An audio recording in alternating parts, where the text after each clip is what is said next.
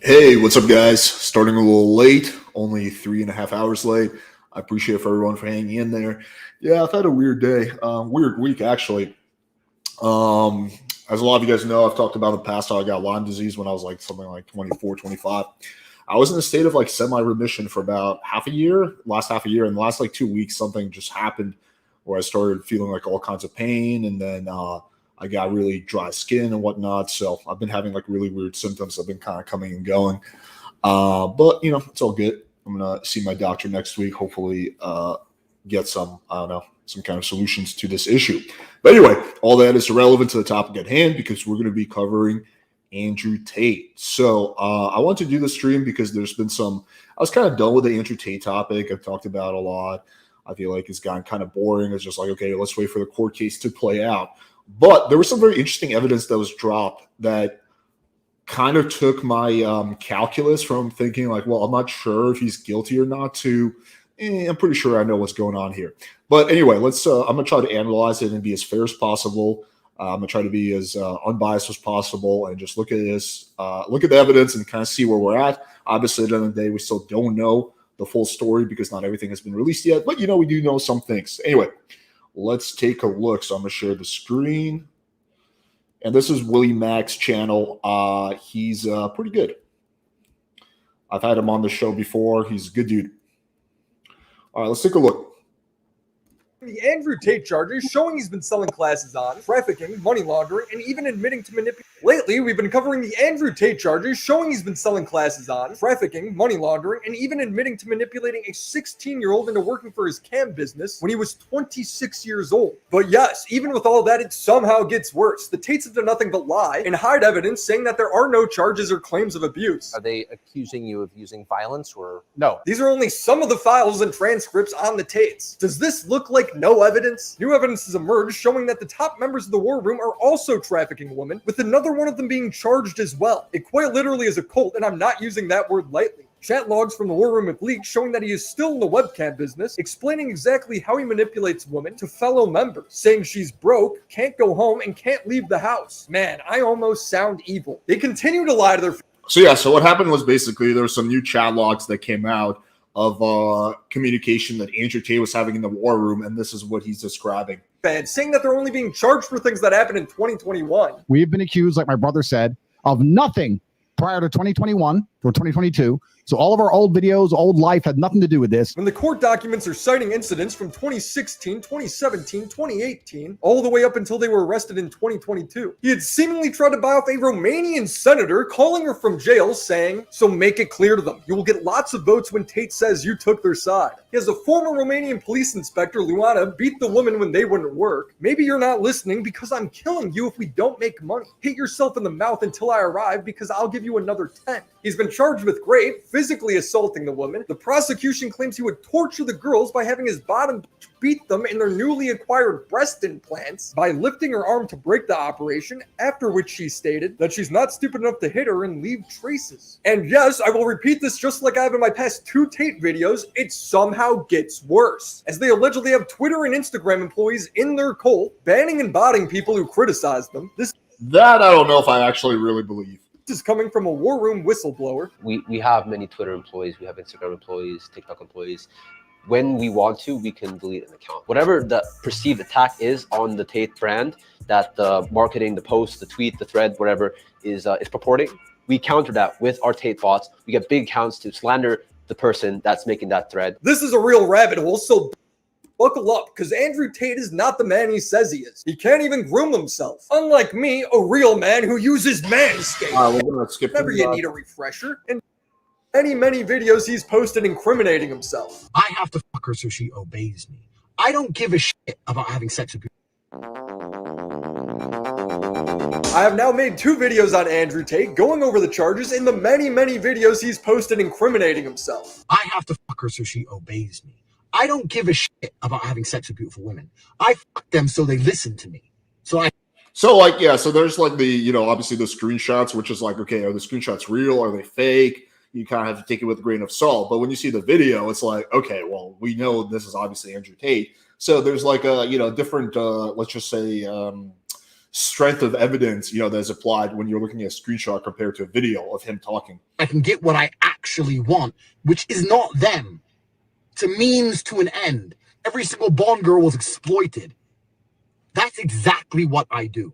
Well, he's continued to So, that's him pretty much just bragging about it. incriminate himself in his War Room group chat where he teaches other people how to traffic women as well, leading to at least one other member being arrested and charged. So what is the War Room? It's Andrew Tate's cult of what he claims to be the most powerful non-governmental body in the world. He describes as the Illuminati, but cooler. War Room is kind of like the Illuminati, but cooler. How powerful is the network?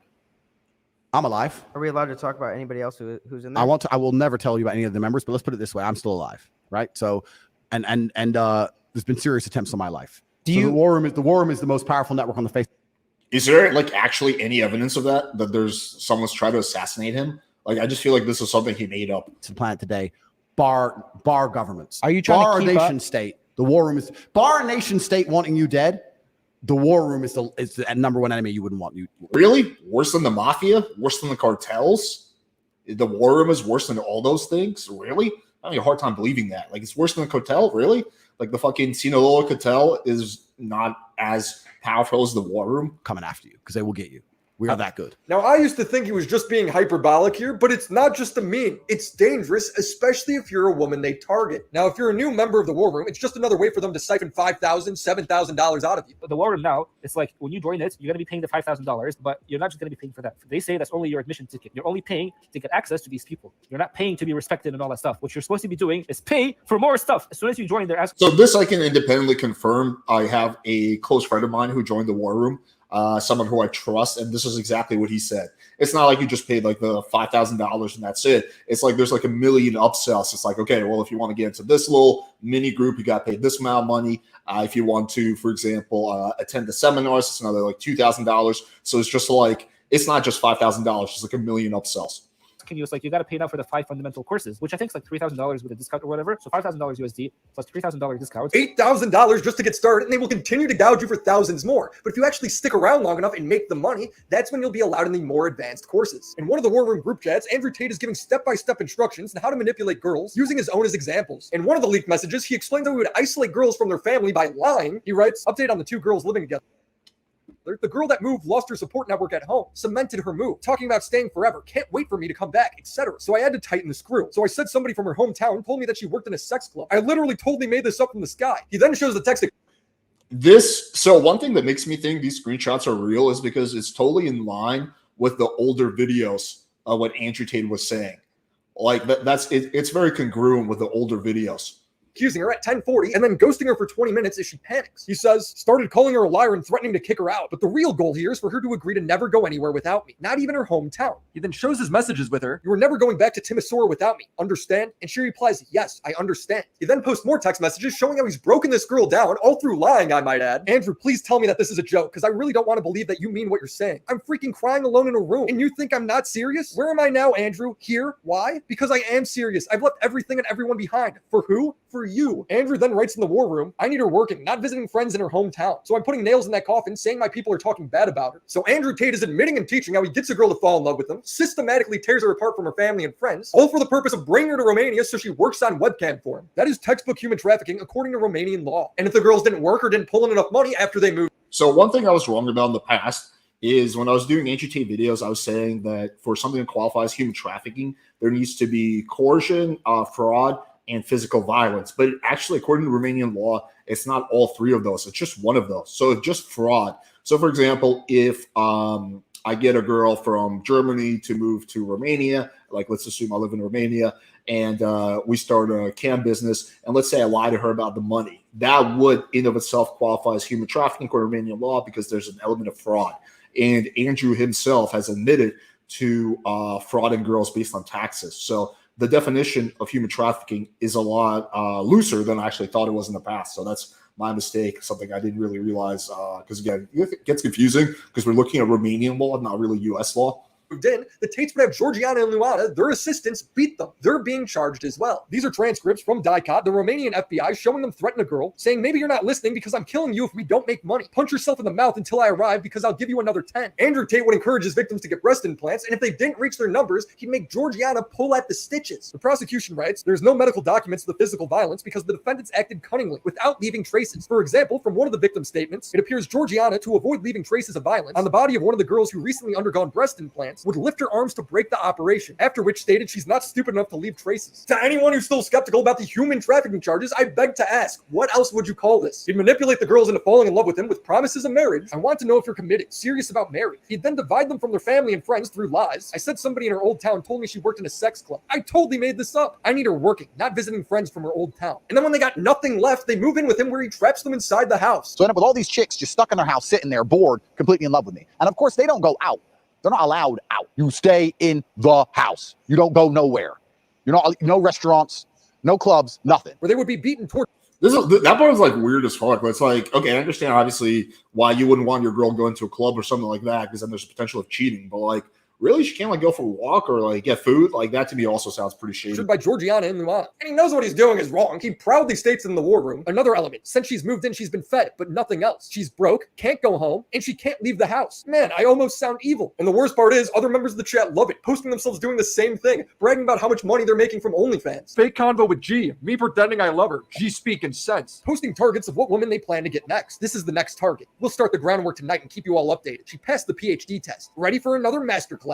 People are paying over $10K and putting in hours of work a day to learn how to traffic women. It's insane. And yet it somehow gets worse because it's the tip top of the war room where the real crime is happening. I want to introduce you to Vlad Obu, aka Joe Lampton. He is good friends with the Tates and essentially the Romanian version of Andrew. He's seen driving fancy cars and having nice watches. He even runs and sells a course in the war room modeled after Andrew Tate's webcam business. He has been arrested as well, partly because he beat one of his girlfriends because she won't get a third tattoo of his face on her. There were many witnesses. I wonder who else makes their girls get tattoos of themselves on them.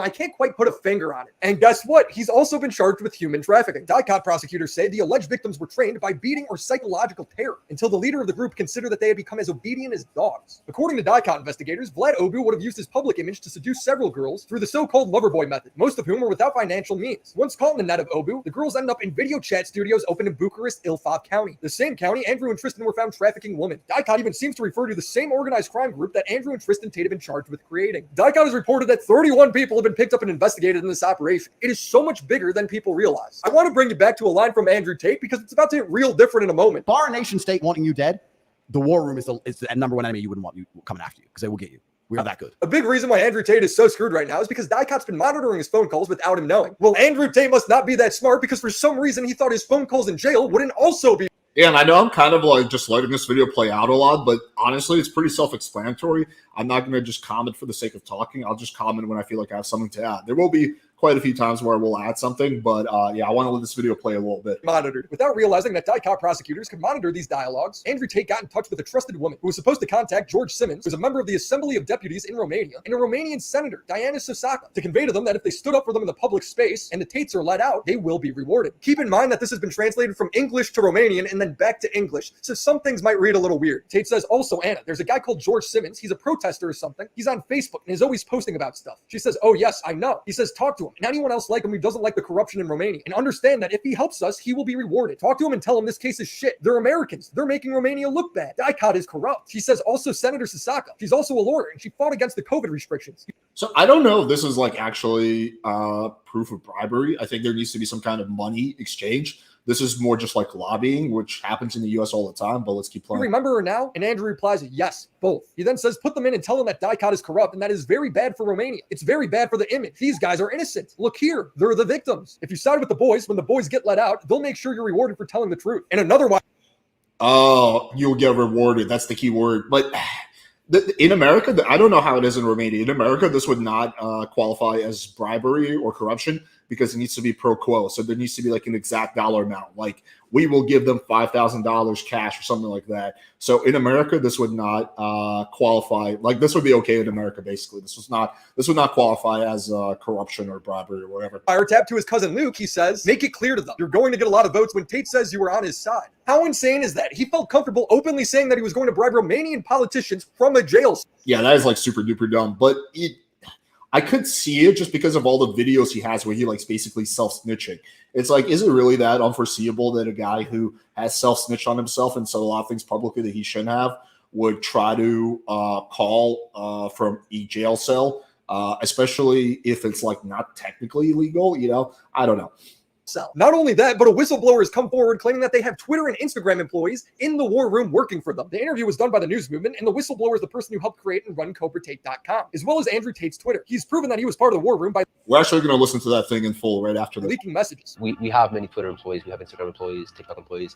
When we want to, we can delete an account. For small accounts, we can just mark them, and that's it, and nobody really cares. But for bigger accounts, we use a thing called PR marketing campaigns and narrative control, meaning that we have big accounts that side with us. We have many smaller, real-looking, human-like accounts. Whatever the perceived attack is on the Tate brand, that the marketing, the post, the tweet, the thread, whatever is purporting, we counter that with our Tate bots. We get big accounts to slander the person that's making that thread or that tweet or that post. When you look at Crab Crawler's account, who was the #1 independent journalist reporting on Andrew Tate with documentation going back years, his Twitter was banned and is still banned for seemingly no reason. Very convenient. In another instance, Tate sent people from the war room to go intimidate a That's interesting. Could be a coincidence, but yeah, that is weird. journalist at his house. Tate writes, and don't mention my name on Twitter ever again, and it's done. Or sign the contract, or it's just begun. Choice is yours. The guy says fair. Tate replies waiting. Done. Tate then says, I won't dox any more details. We leave it here. Tate has done this to That is super multiple weird. people, even bragging about it in an interview in 2022. I'm that guy. And the guy, and he, as soon as he could feel it, and he felt it because people turned up at his door. Once I had his address, I started putting, I didn't want to get banned from Twitter. Obviously, it happened in the end anyway. Yeah. But at first, I put his street name, then I put his house number. And then when guys turned up at his house, I had to fly some friends of mine from Vegas to LA. Like, I had to spend money on this shit. This took time out of my life. When he looked out the window and saw the SUV, then he starts apologizing on the internet. He's like publicly bragging about doxing, if not like potentially intimidating an adversary. Like why would you say that publicly if you were to do that? Like, he's just, I mean, like, this is like the screenshots. You can be like, okay, are they real? Are they not real? But this is like clearly him fucking talking to Richard Cooper, saying like, let's go back again because this is pretty fucking nuts that he would just acknowledge. Bragging about it in an interview in 2022. I'm that guy. And the guy, and he, as soon as he could feel it, and he felt it because people turned up at his door. Once I had his address, I started putting, I didn't want to get banned from Twitter. Obviously, it happened in the end anyway. Yeah. But at first, I put his street name, then I put his house number. And then when guys turned up at his house, I had to fly some friends of mine from Vegas to LA. Like, I had to spend money on this shit. This took time out of my life. When he looked out the window and saw the SUV, then he starts apologizing on the internet. Like, oh, bitch. Welcome to the real world. Worlds have consequences. And it wasn't even hard for me to do. Richard, all I did was I sent some messages to a few private groups I'm in and said, look, cash prize, this guy needs to pay. Damn, that is shady as fuck. And that is fucking him is directly admitting it. Like, yeah, like, to me, the reason I believe like the whole him doing the jail cell thing is because he has, as of very recently, publicly said countless things that he should have never said publicly if he was looking out for his best interest. Let's just put it that way. Few private groups being the war room. It's like a bald version of 4chan. So I ask again, what is the war room? It's a $10,000 course where experts on trafficking and abuse come together and teach others how to traffic and abuse women. Only payable through crypto, by the way. And then he says crypto is the only available payment option. They trick the woman to leave their family and friends behind. Leave them broke, make them tattoo their names on her. If they refuse, beat them. Ban accounts trying to document the situation by paying Twitter staff in the war room to do it. We have many Twitter employees, we have Instagram employees, TikTok employees. The evidence for that is like not definitive. I don't know if that's actually true. I'm like, I have a hard time believing that they have enough influence to get like Twitter employees to take shit down. When we want to, we can delete an account. If that doesn't work, dox the journalist. Have members show up to their house intimidating them. But at first, I put his street name, then I put his house number. And then when guys turned up at his house, I had to fly some friends of mine from Vegas to LA. Why would you admit this publicly? This is so crazy that someone would think it's a good idea to say that. Like, I had to spend money on this shit. When they finally get caught and are in prison waiting for trial, they try and call and bribe politicians. This group is actually kind of scary. They're clowns. I want to point and laugh at them, but they're like evil trafficking clowns. Everyone's afraid of us. And if anyone did piss us off at any point, even if we didn't want to fuck them up ourselves, we can make one phone call and they'd either be in a ditch or lose their any right to stay here. They'd have some visa issue and kicked out the country, or arrested for no reason and put in a jail cell for months at that time. Ironic. See, he just keeps like saying the same shit over and over again. Shit that you should never, like, no criminal would ever reveal publicly. So, like, I think Andrew Tate's biggest downfall is honestly self-snitching. Like, all the self-snitching he's done on himself. Like, he would have such a stronger case if he didn't say, like, all the shit that he says Like, why would you say that? Just ego, I guess, bravado. They're basically as mafia as you can get. I actually can't tell how much he's joking here anymore. Close your fucking mouth, you're just really fucking dense. If you hate me while you talking, you don't make no fucking sense. Probably the most infuriating thing when it comes to the Tates is dealing with an insane amount of misinformation they put out. Tristan writes, a lot of Twitter detectives trying to solve my case. Think out of context video clips are proof of crime beyond all reasonable doubt? I sit here reading actual charges, and it's a false accuser whose story has been disproven already, and the allegations of stolen TikTok money. This is a lie. Now, I've debunked this before, but I'm going to do it again because he keeps saying it. The prosecution is not accusing them of stealing TikTok money. If you read the court documents, it clearly states that Andrew and Tristan would traffic women and have Georgiana and Luana force the girls into making graphic content using the website OnlyFans. They then forced them to create a TikTok to help promote the OnlyFans. In him claiming that the girl's story has already been disproven, it just isn't true. He's lying again. When Andrew and Tristan Tate were in jail, messages were released by Tate showing the two girls trying to escape his house earlier that year. We know this because he called them using the prison phone. There's transcripts. Yes, put them everywhere and say this girl says she's kidnapped when she is not kidnapped. Luke then asks, you're saying you want me to discredit them and have social media pull hard? And Tate responds, yes, screw them. Luke in the war room then posted a single TikTok of the girls dancing as if that proved anything. It only fooled Sneeko. They're in the house all the time. This is them. It only fooled Sneeko. Yeah, Sneeko's a dumb. Does this look like women who are being held against their will? Sneeko, the girls were forced to make TikToks. That's part of the trafficking. And because of Andrew Tate's bots, this news went wild. People still believe this argument. The Tate's war room would then take one snippet out of all of these released messages from Dicot and frame it. This is all true. So they did take one set of screenshots out of context that looked really good in their favor. But then when the prosecution released the full context, which you can see here, if you want to pause this, you can just go through this solely, or you can find this on Google Images. It's a totally different story when you go through all the conversations. So it's like this kind of goes in layers, but essentially the moral of the story is at one point, Andrew Tate's team, or the defense, we'll call them, released a set of screenshots that made it seem like the girls were making this shit up. But then the prosecution released the full set of screenshots, including this, when you consider that, it actually is completely opposite. It's not like the girls were making shit up. It seems like the girls were making shit up just so they could escape from the house because they were actually, blah, blah, blah, blah, blah. And that's all like in here. As if the girls were making it all up to get a Netflix deal, when that's not what the messages are saying at all. So no, nothing in this statement is true. Nothing's been disproven. They're literally running a smear campaign, and it's only working because the court documents, as well as the articles exposing it, are in Romanian. The BBC is... That is really true. Like, there's just a lot of, like, laziness that's going on with, like, I think the defense and I would say, like, both sides. Like, yeah, it is kind of annoying because it's in Romanian. You have to translate it, blah, blah, blah. Right. But that's why, that's why you have journalists that you trust. Like, there's got to be some journalists that you rely on, and it's got to be someone who's honest, who actually translate it, or you can go and translate it yourself. Right. But to me, so far, this video is kind of adding up. Like, there's nothing here besides the whole him having influence to take people's Twitter accounts part that I severely doubt. He's more focused on him being a misogynist than a human trafficker. Financial success with a Bugatti and a cigar, but it comes with a side order and And I agree with this. It's such a dumb thing to bring up. Who gives a fuck? Like, why go after Andrew Tate for like some random quote that he made about misogyny? Who gives a fuck about that?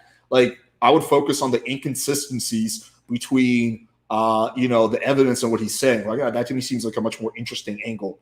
How does having a Bugatti and a cigar come with misogyny? What are we doing? The Tate's new tactic is to take their own content out of context and then frame it as if they were saying that they love and respect women the whole time. They add this sad music. They think that you can do it through fear, that you can scare girls, you can intimidate girls. If you could have scared a girl and put her on the street, she's just going to walk off and leave and never see her again.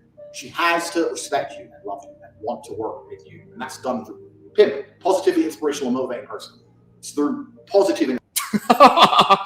Pim, positively inspirational, motivational. That's what he's saying, Pim. No negative energy in this business. He's teaching you the lover boy method of trafficking. That's what this video is about. I've already made a whole video breaking this down. It's not a video about teamwork or respecting women just because he adds some sad music. In that same video, he literally teaches you how to lie and scam them out of money. Tax is also another important element for controlling your woman. You're not going to pay anybody tax because you're getting paid in Bitcoin. So you don't need to pay tax to anybody. But you need to tell your girl that you're paying the tax. Because girls are lazy. Girls are stupid, and girls don't understand how taxes work. So the girl's working with you, and you're like, oh, okay, yeah, we made this much money, but I'm going to pay the tax to make sure we don't get in trouble. She'll sit there and go, okay. Now that allows you to do two things. One is another control element. If I work with him, my tax is not a problem. If I do it alone, I have to deal with taxes. Taxes are complicated. It's a control element. Secondly, it allows you to pay her a smaller percentage. Does this sound like the love and respect? So this is fraud. This right here is very classic fraud. The fact that, like, so for example, let's say you start a business with me, right? We're like 50-50 partners on the product we're going to launch. and I say, hey, by the way, we paid $10,000, but we actually had $3,000 worth of taxes, so your half is only $3,500, right? I just defrauded you, right? That's again, and you can make the argument. It's like, hey, listen, well, these girls are making more money than they would have by themselves, and that might be absolutely true. But if you tell the girl we're going 50-50, and then you make up a bunch of fake taxes, you're lying to them, you're frauding them, and that unfortunately for them is all you need really for the Romanian prosecution to get them on human trafficking, right? Because it hits on that fraud element. Fact he talked about in his Twitter video. I would link you to the full video, but 2 days after I posted mine, it was mysteriously taken down. And as Sneeko says, I've always said this on my stream, if they hide it, then it's the truth. If they have to delete it, then it's the truth. They then posted a Twitter video that ends with Andrew saying, we would never keep you against your will, and then linking to freetopg.com. If at any point you want to leave, you decided you've had enough and you want to go or you want to leave, there's no problem. You can come to us and just say, these guys, I want to go. You can have a water taxi here in 20 minutes, take you to the water taxi to the airport. So you're not trapped, not enclosed, you're very free to leave. Yeah, you just got to keep in mind this is a very recent video. So just if you need to leave any kind of emergency, you don't want to be here anymore, you can all go tomorrow. Just let Georgiana know, flexibly vote. So you're not trapped. Not enclosed. Totally normal thing to say. The website is just an email list where Andrew writes to you over and over again that he's innocent. No case files, no facts. It's beautifully ironic that the Tates will sit there and cry about things being taken out of context when they're the ones taking everything out of context. Remember what we said about short form content out of long form videos and ignoring all context? That's all you, bro. You're the one saying how it's about TikTok money when it's not. Here is the official story. In 2021, 2 years ago, my brother and I formed an organized criminal gang with the intent of moving women to Romania so we could steal money from their TikTok accounts. Yeah, this is such BS. Like, this right here is a lie. Okay, TikTok is an almost irrelevant part of this. Okay, it's absolutely not about that. It's about cam work. It's about, basically, virtual sex work, right? And also potentially frauding the girls out of money by using tags and stuff like that. TikTok was just one mechanism that girls were using to promote their adult content, right? But it's an irrelevant part of this whole thing. TikTok is not in any way relevant. But yeah, so that's him just saying that to like basically, I guess, confuse the whole issue. But again, TikTok is an irrelevant part of this whole thing. It was a promotion mechanism that the girls would, I guess, sometimes use. Like, who gives a fuck? Released the messages of the two girls who were trapped and escaped the Tates. Andrew, Tristan, and the War Room were the ones that took a small snippet of the messages out of context and posted them everywhere. For Christ's sake, they took their own video down and then took it out of context to try and make themselves look better. Here's some other annoying lies they've spread that I just have to point out. Are they accusing you of using violence or? No. They are. It's in the indictment. They're accusing them of rape and physical violence. The text says it quite plainly. The Tates also like to claim that the victims are on their side. Of the 7 alleged victims, many of which are totally on our side. And it's very interesting because the girls who they've identified to add to the file are saying we're not victims of anything, and this isn't true. The 2 girls that are on their side are Georgiana and Luana, who are also being charged. Again, taking things out of context. Well, the fact that you're not accused of a sex crime or violence. Can I say it? Tucker's a retard and should stay far away from this case. He doesn't know what he's talking about. Well, the fact that you're not accused of a sex crime. Yeah, this is like horrendous journalism on the behalf of like Tucker. Like, you can, like, if you want to interview Andrew Tate and talk about something not related to the case and just like pick his mind and talk about masculinity, I think that's one thing. But if you're going to talk about the case and then he just says, oh, no, this has nothing to do with a sex crime, when that's clearly not the case, it just shows like how little investigation you did before this interview. I don't know. It's kind of embarrassing for Tucker, I think. Crime or violence, which I think most people don't really understand. Yeah. And they can look it up. Tucker, you need to look it up. This guy's an idiot. I think Andrew and Tristan Tate are going out in a bit of a pathetic way. They now go on all these podcasts and interviews, sniveling, acting all confused. It's so beta when less than a year ago they were proud, bragging about what they've done. I said, no, but you're a human trafficker by the lover boy method. I said, what's that? It's where you pretend to love them. So what, being nice? So I was nice to some girls 10 years ago? Is that my crime? Maybe I did love them. But we're not together anymore, so what? I pretended? Who said I pretended? Prove I pretended to love. And then what did I pretend to love them to achieve? I was all about trying to get paid. Like I use sex as a tool to make women love me so they'd obey me and live in my house and make me money. That's what I want. Yeah, you can just see like the fucking, like when you see it like back to back like that, the the inconsistencies, in fact, direct contradictions, that kind of like really puts it in perspective. Let's just play that again. Acting all confused. It's so beta when less than a year ago they were proud, bragging about what they've done. I said, no, but you're a human trafficker by the lover boy method. I said, what's that? It's where you pretend to love them. So what, being nice? So I was nice to some girls 10 years ago? Is that my crime? Maybe I did love them. But we're not together anymore. So what? I pretended? Who said I pretended? Prove I pretended to love. And then what did I pretend to love them to achieve? I was all about trying to get paid. Like I used sex as a tool to make women love me so they'd obey me and live in my house and make me money. That's what I wanted. The case against me is it's like a direct contradiction. That I pretended to love girls to make them do TikTok for money. I get called a pimp a lot, but and the reason I use the term is because I don't see it as a negative term. If you would have taken that deal and taken that money, you would have been happy for a week. But 2 months in, when you hear the story of some poor guy who lost his house from gambling, you feel like a piece of shit. I had these guys selling their houses, life savings, loans, all of it to me. Give me it all. So like, and it's basic shit, right? You have a guy. Feel bad or no? Fuck no. Give a solitary fuck. See, like, a direct contradiction. Like, before he's saying, like, oh, I would feel bad if I do this. And here he's bragging about, like, basically, like, taking the guys for, like, every single dollar. There was also stories that came out. I've covered this.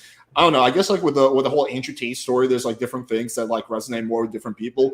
But he has directly bragged on camera how when he was in the early days, or I guess the middle days of the cam business, he would have the girls pretend to say, like, hey, to the guys, like, hey, if you give me, like, whatever, $5,000, I'll meet up with you. So they would set up fake dates. The girls would flake. Then they would gaslight the guys into thinking that it was the guy's fault in order to get more money out of them. So they were basically directly stealing from these, I guess, desperate guys. And, like, it's like, okay, fine, whatever. These guys are losers, but it doesn't mean they deserve to have all their money stolen. Like, these are the kind of guys that the manosphere is, like, trying to help in theory. So, like, I don't know, man. Like, that part to me seemed like always, like, really shady. Would you tell, like, I don't give a fuck. And so would I if I did this stuff. I have a conscience. That's the whole thing about this. They have to attack our morality on a level and destroy our, to the point we don't have a conscience. You have to have no conscience to sell your sanity. You have to be a bad person. I know you don't feel bad at all. Why the fuck would I I care? don't feel bad. Yeah. So thank you. So I never sold out. And if I had, I don't think any of this would happen. I think this is punishment for not selling my soul. I f them so they listen to me, so I can get what I actually want, which is not them. It's a means to an end. Every single Bond girl was exploited. That's exactly what I do. You're not a victim. Look how willingly he's able to cry, lie, manipulate to try and garner sympathy. It's pathetic. Tristan is out here bragging about making his kids' lives worse. You have the kid. She knows Tristan Tate doesn't take shit. And I had to, and this is actually good. I wouldn't, I guess, admit this on a live, but I had to downgrade one of the mothers of my kids from the house she was living in. I needed her to understand that you do not fuck with me. And she was living in a 4-bedroom rented house, and I was paying the rent and all the bills, and I pay everything. I said, okay, you know what? You want to fuck with me in that way? That's cool. You have 30 days to get out of that house. Here's your new apartment, 2 bedrooms. Well, what do you mean? Now your child doesn't have a garden plan. Well, that's your fault. That is not my fault. Take her to the fucking park. Look, this part is, I think it's kind of fucked, but it has absolutely nothing to do with the human trafficking thing. It's not in any way relevant. You know, very questionable, I guess, like way of dealing with your ex, I suppose. Yeah, I mean, I don't know. You can interpret this either way. Like, it's like you could make an argument that he's just being really tough. I don't know. I don't really care about this part, honestly. I don't take shit. So it's never going to get to that level where they think, oh, well, let me call the U.S. Embassy, and because he's a citizen, maybe I can, because they know the consequence. It's not going to turn out good for them or me or anybody. This is now my 3rd video on the Tate Files, and I expect more information to keep coming out as the trial draws near. And yes, I expect it to only get worse. So subscribe. I personally liked it better when they were just accused of running a pyramid scheme, but hey, change is fast. I also want to take the time to thank the people that have helped me make this video. I couldn't have done it without them. Stephen Larson has documented a lot. All right, that's basically it for this video. So yeah, I mean, I think this was pretty fucking definitive.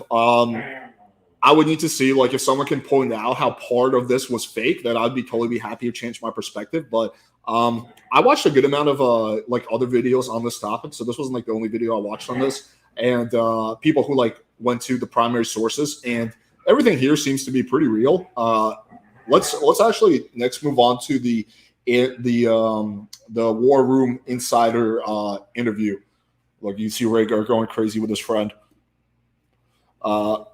It's like Rhaegar knows he's on camera. He's like, oh shit, what the fuck? All right, so anyway, so let's take a look at this, because I thought this was interesting as well.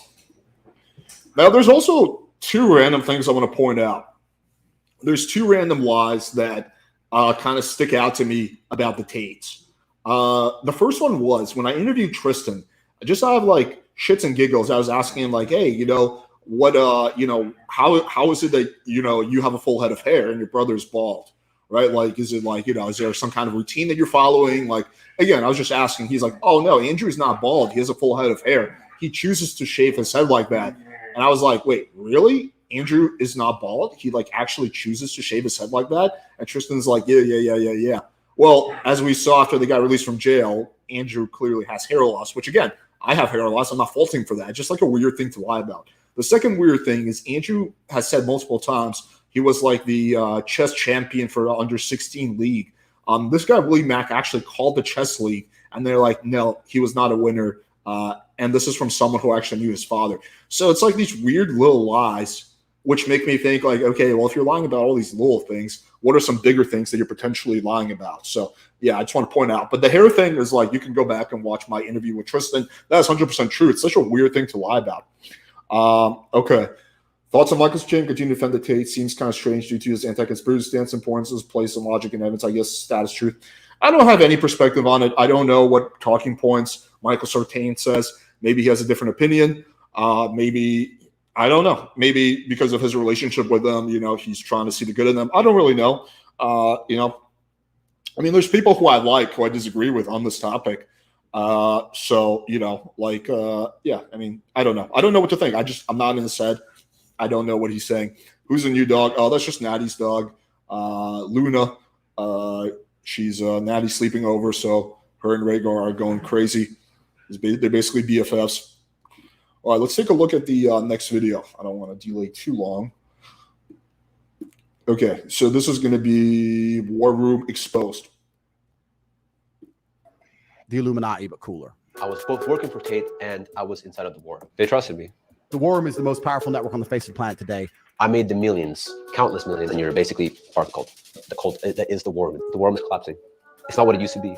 So I do have a friend. I know two people who were in the War Room. So there's some things in here which I will probably be able to confirm or deny. There's a lot of things that I won't be able to, but there will be some things that I can actually give my input on, say like, yeah, this is exactly what my friend says. In terms of like the upselling and stuff like that, that's exactly what my friend said.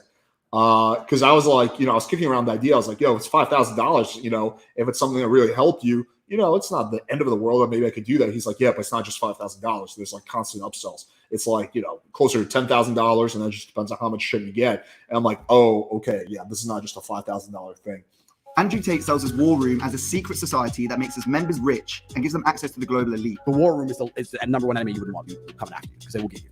We have that too. In an exclusive interview, a whistleblower has told the news movement what really goes on inside. My name is Eli X Ampa. I am a Duke dropout and former head of sales and marketing at Tate. Eli X Ampa says that Tate is exploiting his fans for money, spreading misinformation, and using the War Room to silence critics. A massive leak of data from the War Room's private Telegram channel obtained by TNM supports much of what Eli says. Eli worked closely with Tate on his website CobraTate.com for 2 years, selling courses and access to the War Room. They will say anything they want to get what they want from anybody. We have many Twitter employees, we have Instagram employees, TikTok employees. When we want to, we can delete an account. There's actually take this part with a grain of salt. I don't know. To me, it seems like a little bit. I don't know. I don't have a strong opinion on that. I feel like that could be true or it could be false. I just don't know. If you remember to put in nexus of. It is weird with Willie Mack how his Twitter video went down like 2 days after he released it. So maybe with Twitter, there's something there. Maybe there's like an employee they have on the inside. I mean, that stuff has happened in the past. I mean, in theory, it wouldn't really be that hard. These guys are multimillionaires. There's some Twitter employee out there who is like short on money, who needs, like more money or whatever, who's willing to accept a bribe. Yeah, I mean, it's believable. $250,000 towards these courses, towards these events. I didn't fully believe in all of the things that the War Room had to teach, had to offer. But first, who is Eli and how did he get involved with Andrew Tate? All right.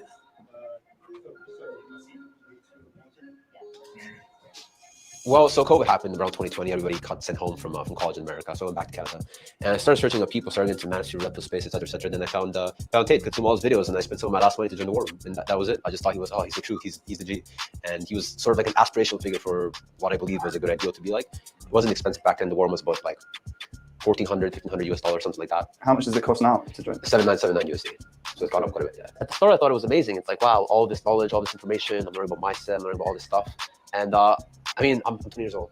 I've had no other online experiences. One enemy you wouldn't want coming after you, because they will get you. Let me really quickly pause to address the super chat because I really appreciate this. Hey, bro, I have similar health issues as UTMS. My doctor starting to help. I really appreciate you letting me know. I just wrote it down. No look into it.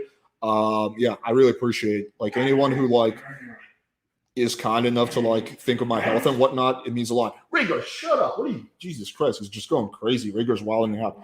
Okay, anyway, let's the War Room is $49 a month. No, you're thinking of that's not the War Room, that's Hustlers University. They're two separate things. There's Hustlers University, which is $49 a month, and there's the War Room, which is like 5,000, 6,000, whatever. All right, let's get back into the video. I just wanted to address that. So thank you again. I appreciate you, man.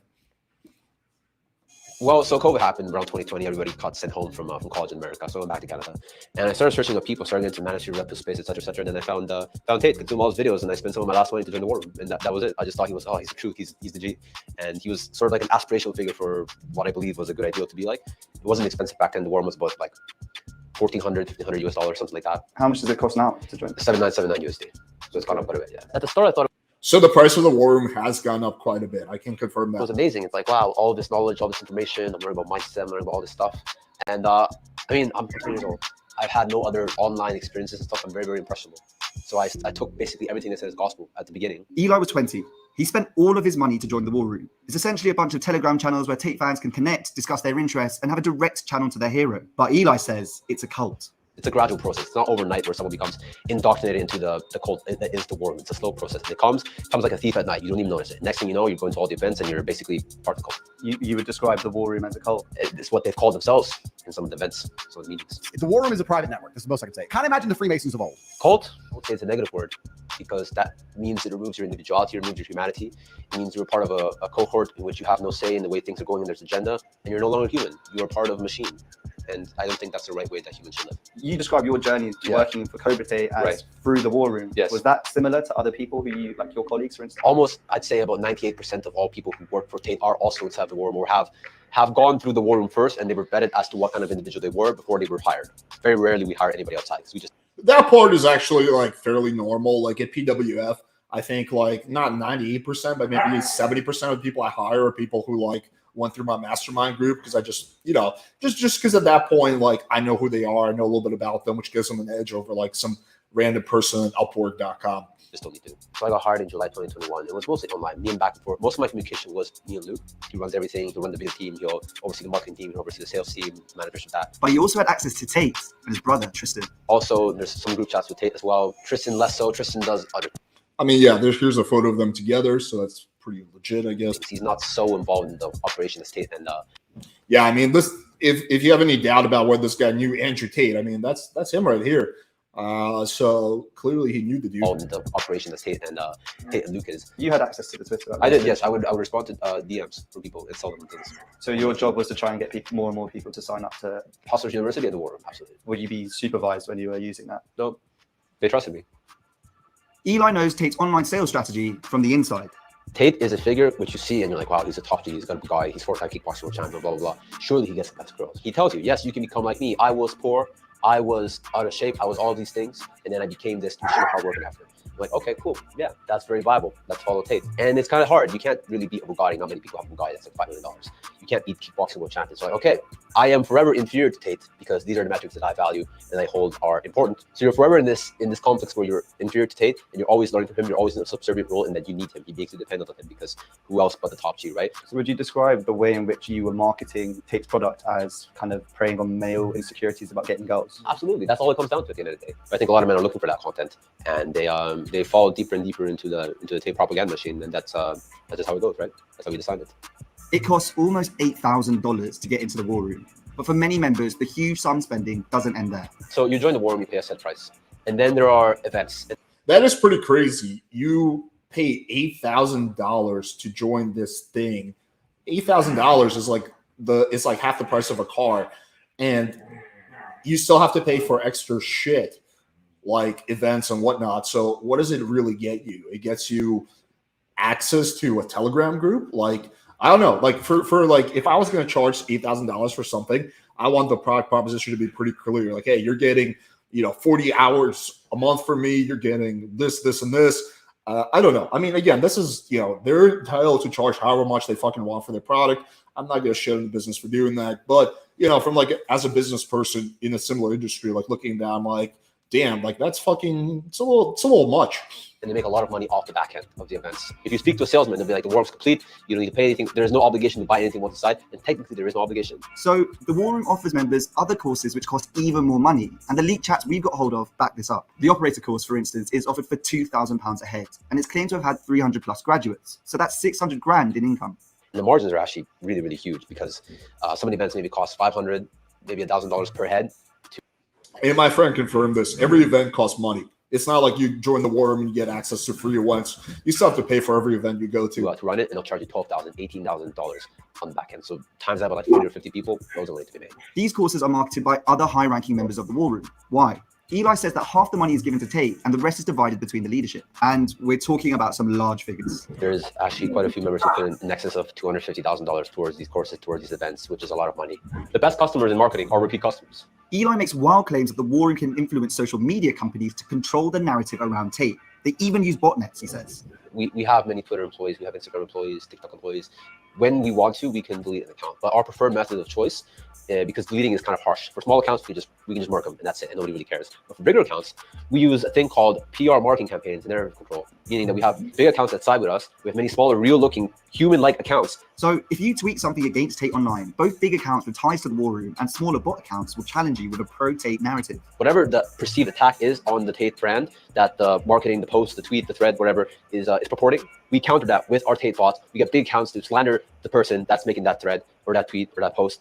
I wasn't personally involved in those PR campaigns. We had another department handling that, but I definitely was aware of everything, yeah. Eli claims that the War Room's efforts to silence Tate's critics isn't just online. In one case, he says he was involved in threatening a Twitter user by sending men to his doorstep. And Tate's spoken about a similar case in 2020. Felt it because people turned up at his door. Once I had his address, I started putting, I didn't want to get banned from Twitter. Obviously, it happened in the end anyway. Yeah. But at first, I put his street name, then I put his house number, and then. Yeah, if you're an Andrew Tate fan, like even if you think he's innocent, like you'd have a hard time like justifying this, like basically doxing a person and encouraging your fans to go over there and harass them because you don't like what they have to say. I don't know. That to me seems like massive dipshit behavior. When guys turned up at his house, when he looked out the window and saw the SUV, then he started apologizing on the internet like, oh, bitch. And it wasn't even hard for me to do. Richard, all I did was I sent some messages to a few private groups on me. I said, look, cash prize, this guy needs to pay. Like, why would you ever admit that publicly? He says that's not the only time a War Room member has threatened to send men to someone's house, which, if true, is pretty mad. And also another thing you have to understand about Tate, he doesn't work on contracts. He doesn't work on NDAs, he doesn't work on all this stuff. He works on handshakes, brotherhood, mutual trust, and respect. Friendship. You're kind of blowing the lid in a way and showing people behind the curtain. Yeah. That seems kind of silly. Like everyone who I do business with, I have a contract with. Okay, but I guess each time. How the Tate machine works.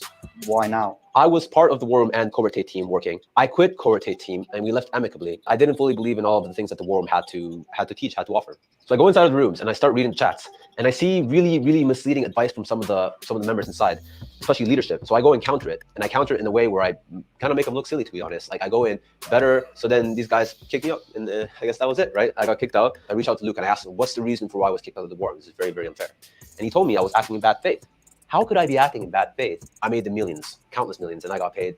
I'm not going to give you the exact amount, but less than $500,000 over 2 years. Eli says he was betrayed by the Tates. He was kicked out for arguing with leadership on tactics to pick up young women.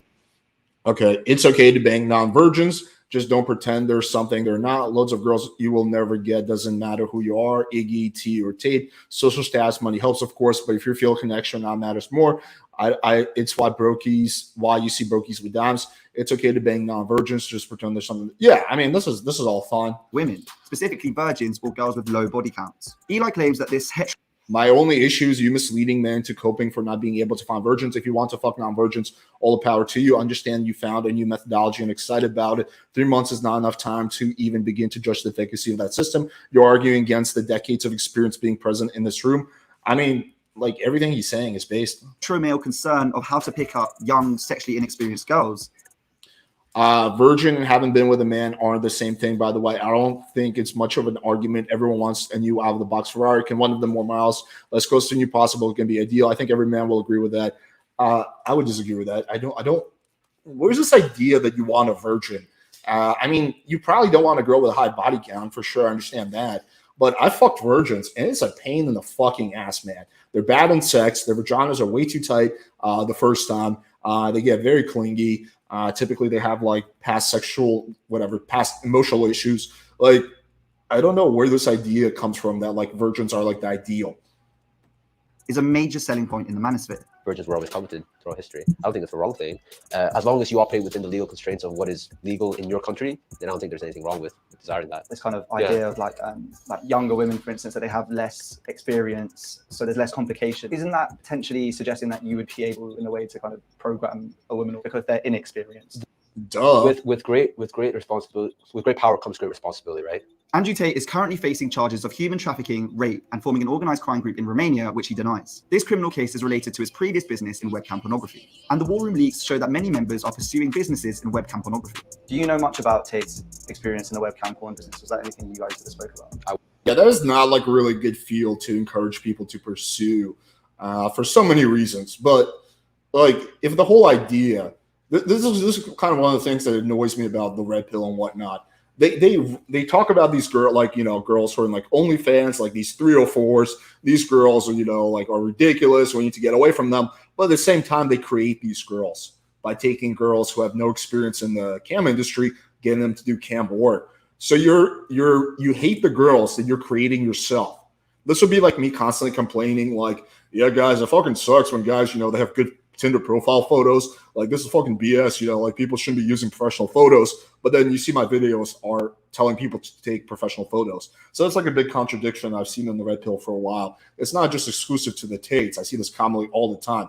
The Tates are the only ones who have a cam course. But the other people will like Fresh and Fit, they'll be supporting the Tates, right? But at the same time, they're like bitching, complaining about 304s. It's like, okay, well then maybe you shouldn't like create new ones. I don't know. Like, it seems to be like a massive contradiction. We'll cover that. Leaked chats from the War Room specifically talk a lot about OnlyFans management as a way of making money. Is that right? Again, I won't touch on that subject. You don't want to talk? I won't talk about that. I don't understand what the fuck is the big deal here compared to what he's revealed. Let's go back. Members are pursuing businesses in webcam pornography. Do you know much about Tate's experience in the webcam porn business? Was that anything you guys ever spoke about? I won't comment on that. Leaked chats from the War Room specifically talk a lot about OnlyFans management as a way of making money. Is that right? Again, I won't touch on that. It's so weird that he doesn't want to talk about that, given all the other stuff he's talked about. I don't know what the deal is there. Subject. You don't want to talk? I won't talk about that, no. However, Eli did explain to us Tate's PhD course, which was once sold on CobraTate.com. It's CobraTate.com, and I've got a course on there that basically explains how I got girls. Oh, it's Anthony Johnson's to work for me. Tate's PhD. Right? PhD course, building hose degree. Eli says that the PhD teaches men how to manipulate women into doing whatever they want, and that the War Room encourages it. Basically, the PhD method is you will sleep with a woman, and then you will ignore her, and then she will come and beg for your attention. You put a woman into a cycle of Pavlovian conditioning to where you give her less attention, and she gives you more sex, and she also gives you more servitude in terms of her doing things for you, whether that's cooking for you, cleaning for you, or eventually, as you said, doing OnlyFans webcam. So she fully depends on you, and she has no autonomy of her own. You manipulate her into being your slave, perhaps, quote unquote, and then she will do anything for you. And that's a PhD successfully executed. And then you would post it up inside the war when you get loads of applause. Yeah, that's basically the lover boy method. And it will work sometimes for sure. It's a really fucking shitty thing to do, especially when you're taking a girl who's like never done sex work and doesn't want to do that and is like whatever, trying to pursue like a relatively wholesome lifestyle, and you're using her love for you as a way of slowly manipulating her into doing sex work. Yeah, that is like really, really shitty. I mean, like, you can make the argument that game is like, okay, well, you're getting a girl who's not like really into you to sleep with you, right? I would argue against that, but like, that's one thing. But like getting them to do like sex work to the point where like, like once a woman does webcam work, her entire future is like, like in a lot of ways fucked. Like there's a lot of jobs she can't get. A lot of people won't date her, right? So, doing sex work on camera for a girl is like a pretty serious commitment. And if a girl makes that commitment, like, consciously, she's like, whatever, I want the money. Well, that's like totally fine.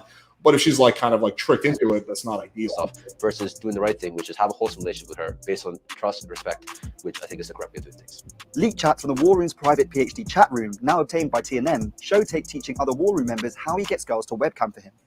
Tate encourages his students to isolate girls and lie to them to create dependency. He also claims he uses other women who are part of his webcam team to convince new I mean, he has said all this stuff publicly. girls to work for him. These leaks have allegedly been passed on to Romanian authorities in the criminal investigation. They've also been sent to lawyers who are pursuing a separate civil case against Tate for allegations of rape and sexual assault by 4 women in the UK.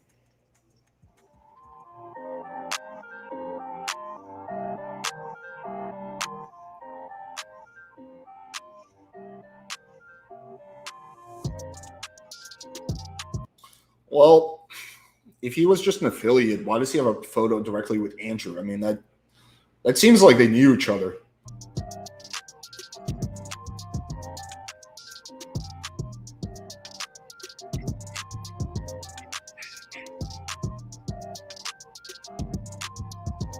Yeah, I mean, look, this is not as reliable as the previous video we saw. This is just one guy's opinion. Maybe he's telling the truth, maybe he's lying, maybe he's partially lying, maybe he's lying 20%. We don't really know.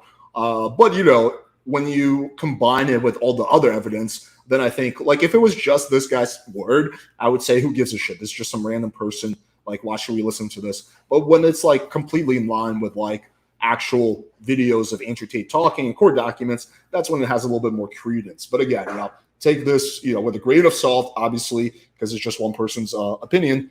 But, it is something, that's for sure, especially since he was able to show some kind of receipts, a photo of him with Tate, screenshots from the war room. So he has some receipts. I want to play one last video for this. Okay.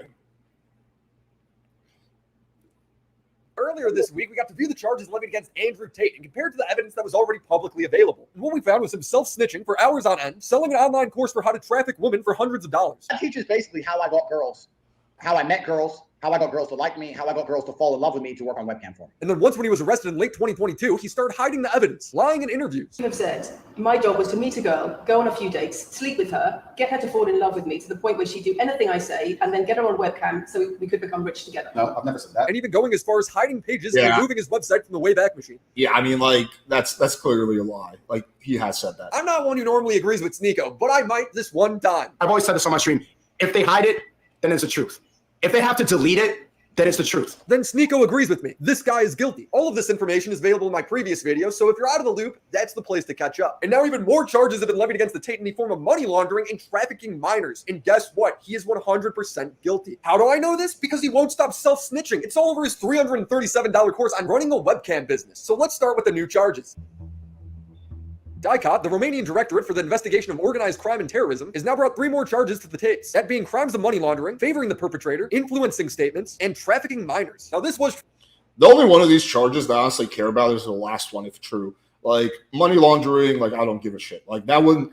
If I find out that Andrew Tate is guilty of money laundering, it's not going to, like, make me think less of them or something like that, There's just some charges I don't give a shit, like, tax evasion or whatever. That's like, okay, whatever. But, like white-collar crimes, basically.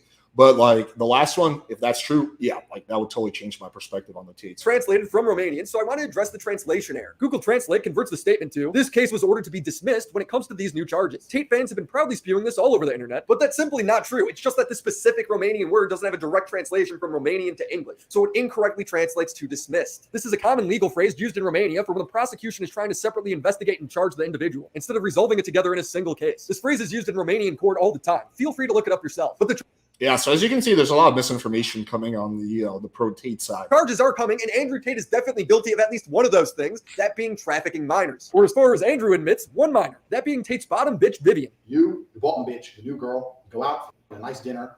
Your bottom bitch is the one who does the selling. You don't do the selling. The girl has to hear it from the girl. And this is where your bottom bitch has to be trained. That's why I said it's so important to have a good first girl. My first girl was so good, it was easy. And your whole business has to be built off the back of your bottom bitch. So if you have a girl in mind, you're already fucking her, picture. Vivian, along with one other woman, is also being charged in this case because she was playing a key role in trafficking these girls to Romania. You do when you're in my situation where you have a girlfriend of 6 years and you try and bring a new girl in. You actually have to downplay your relationship with the girl of 6 years, which is difficult. And I only get away with that guy because the girl of 6 years plays along. So Vivian's been with me 6 years. Vivian's been with me 6 years, 6 years. Remember this. He's been dating Vivian for 6 years. She's completely head over heels in love with me. She wants kids with me, everything. And we met and we fell whatever. We're in love. But when a new girl comes, she'll go, oh yeah, I started off working for him and it's just how it worked out. She'll super downplay us so that the new girl feels like, oh, well, they're just kind of working sex. And now I'm here and he likes me. And and she can believe in her mind that she can be equal. But that's basically how it works. I've got my main bitch, my bottom bitch, Vivian. But when Tate first pulled her into this business, it turns out she was young, like very young. In this course from 2019, Tate explains how Vivian was his first girl that he's been with for 6 years when he first started the webcam business. So yeah, that's how it started. I met Vivian in Slovakia. We had a long-term relationship thing. I was living in England. I moved her to England to be with me to start doing my webcam company, which I started. And you try and bring a new girl in. You actually have to downplay your relationship with a girl of 6 years. When I bring on new girls, I usually pair them with Vivian. Because Vivian's younger. Melissa's like 28, Vivian's like 21. Do the math on that one. That means Vivian was only 15 years old when Tate brought her in the webcam business. Now, to give him the benefit of the doubt, maybe this is like, maybe there's some kind of error here. Like, I'm not as convinced of this one. I'm not saying it's not true. I'm just saying, like, maybe he misspoke about the years. Maybe he's talking, this is only like 3 years in instead of 6 years in. So for this one, I'm taking this one with a grain of salt. It could be true, but I'm not convinced. Let's see what the rest of the evidence is. That's not even the age of consent, let alone for the creation of pornography. So 10 years ago, he would have been 26 with a 15-year-old. His words, not mine. He put this on the internet. It boggles my mind that somebody could be this stupid. I need a break. With fume. Not everything in a bed happens. Go right back to work. By the way, the peppermint flavor is my favorite. So break your destruction. There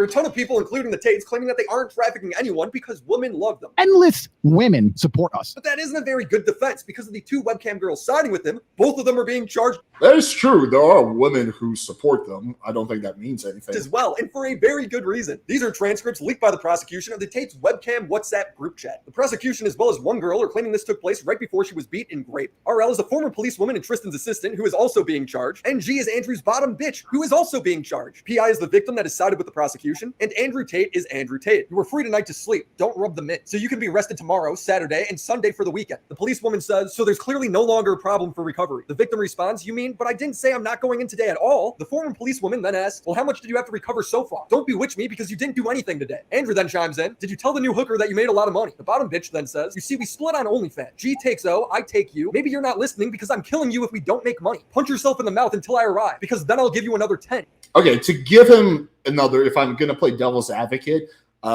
this could all be hyperbole because I'm killing you. Like, that seems like hyperbole, right? Like he's just going to be pissed. Punch yourself in the mouth until I arrive because I'll give you another 10, you incurable sloth.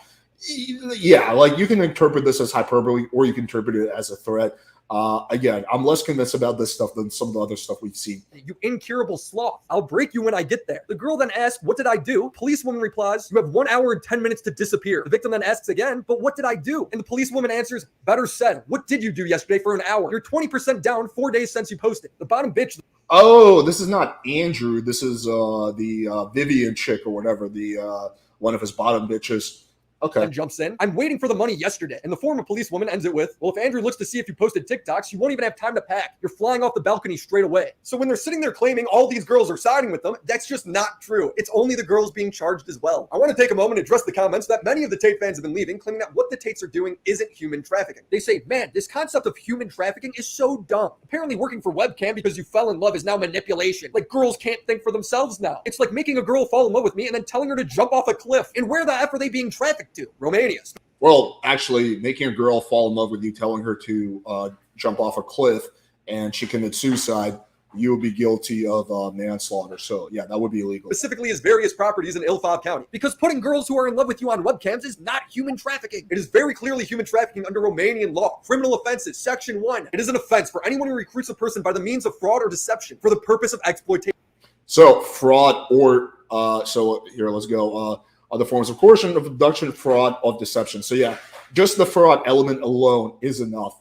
And there's clearly the fraud element due to the taxes thing. The fraud and deception isn't telling girls that they're going to be in a relationship or married and travel the world when they're not. Then you start saying things like, oh yeah. Now you can make an argument that like, hey, listen, I don't think just fraud should be enough for someone to catch a charge like human trafficking. I think that the charge needs to be, there needs to be more component to it, but you can't say that like they're not guilty of human trafficking.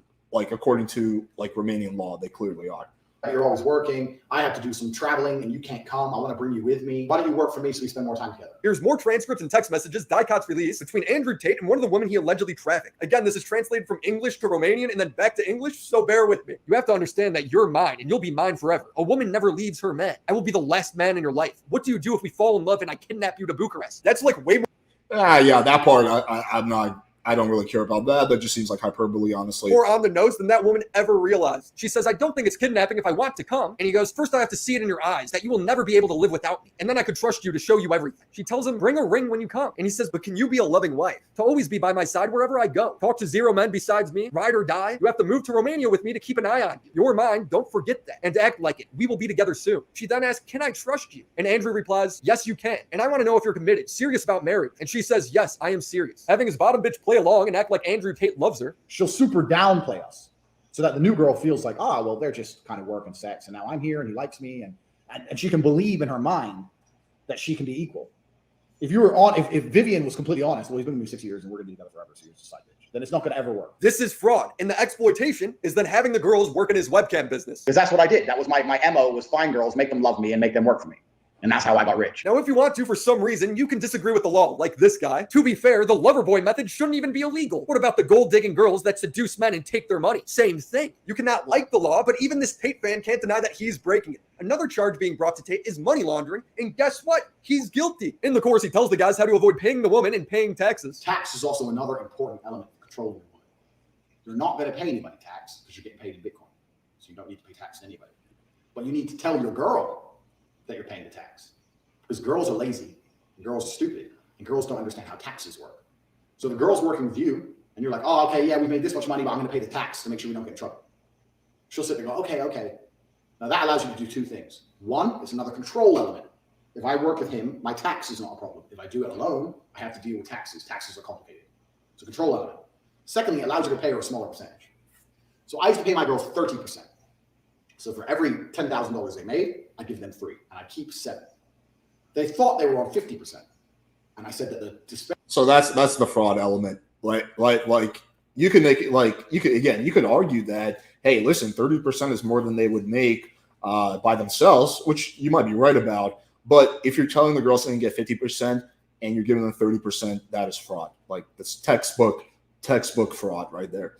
Disparity is because of taxes. So you're on 50%, and we have to pay the tax first, and then it's 50-50. He's teaching you how to commit fraud. And if you have a bunch of undocumented money, well, that means it needs to be washed. And because it's Andrew, he just talked about it over the phone. This is coming from wiretaps Dicot put in his house. You're not stupid. You can probably guess how I make so much money. The victim responds, webcam? ?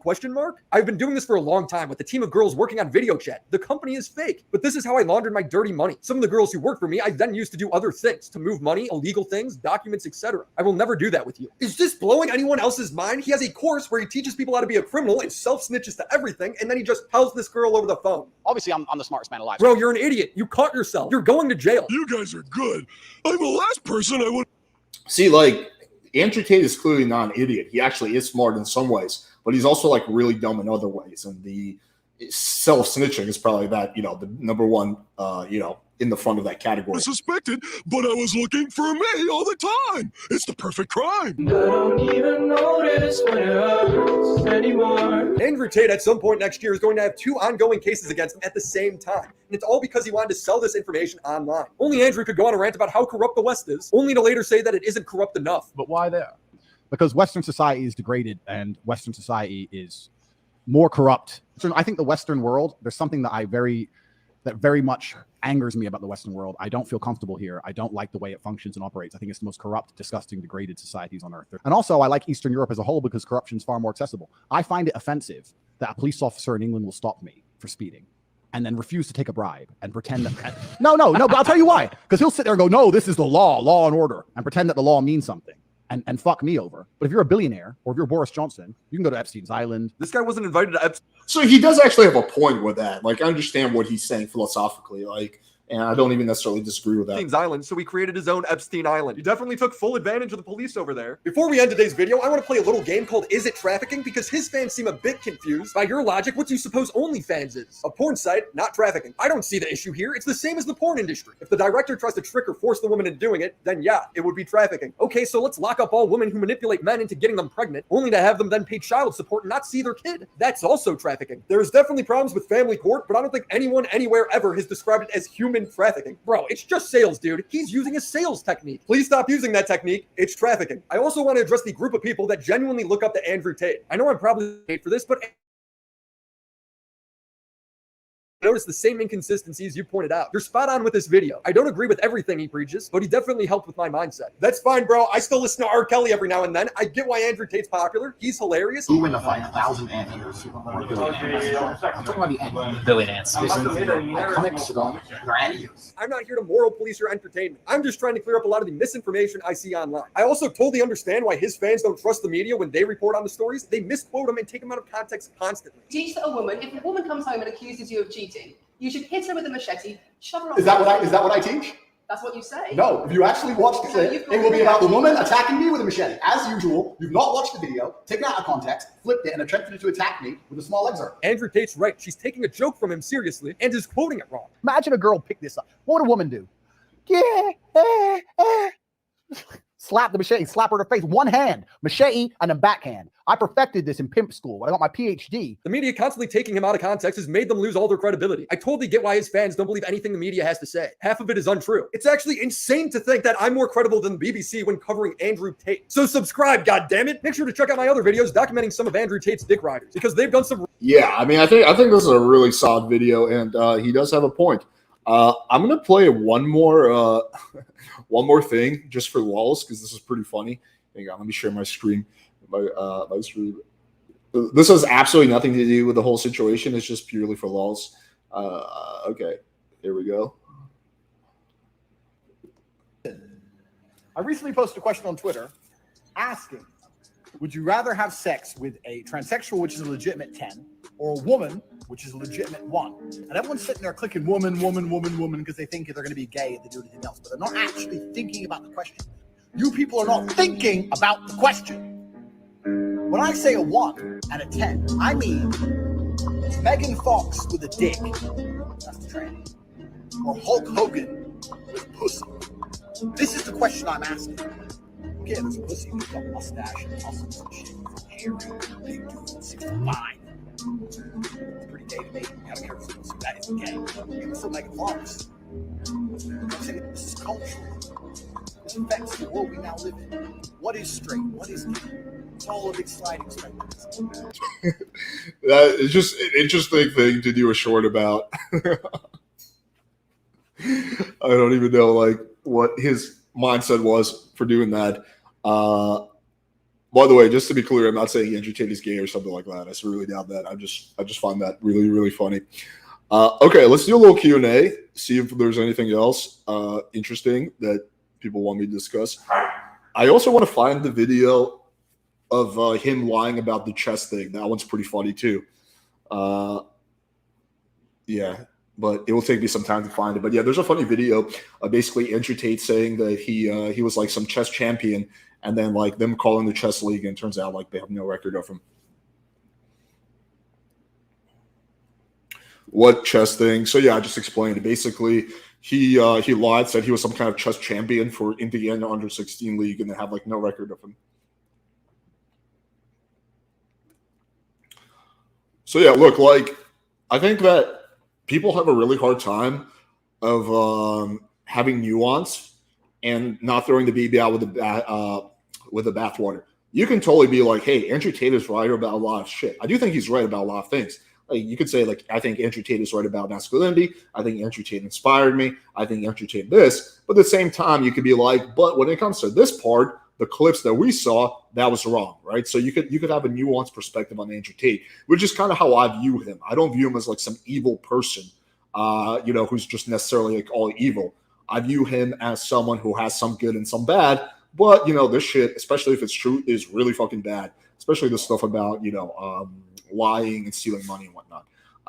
But yeah, so it's kind of like you can kind of look at him as a complex person and look at the nuance.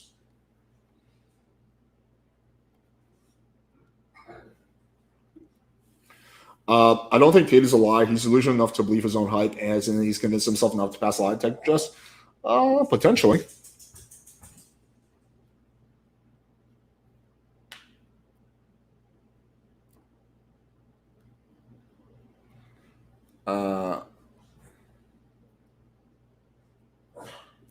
Andrew Tate still mocks all of us brutal. True.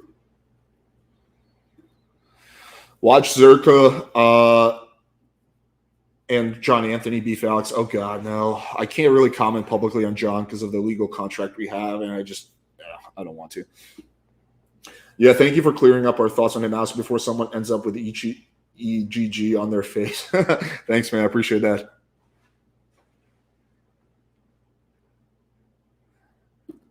I'm going to see if I can get Scott on the live or something before she goes back on the 8th. Okay. Tate has the profile as psychopath, high IQ with zero empathy. Okay. I don't know if I necessarily agree with that, but he definitely has some, I guess, what would they call antisocial tendencies? Are you ever going to go on Fresh and Fit, one of those dating podcasts? Well, it's totally up to them. I would go on any podcast that would want to have me on. I'm totally down to go on Fresh and Fit if they want to do a debate. I told whatever podcast I'm down to go on them. They were supposed to have me on. They kind of disappeared last minute. So, I'm not going to keep pushing it. If they want to have me on, I'll go on. So the ball's in their court. It's not in my court. When's the next time you go on the Valley Tainment? Next time they reach out to me and ask me. I mean, I've never said no to them. So yeah, I was supposed to go on there a few months ago, but they canceled that podcast. But yeah, if they reach out to me, I'll go on.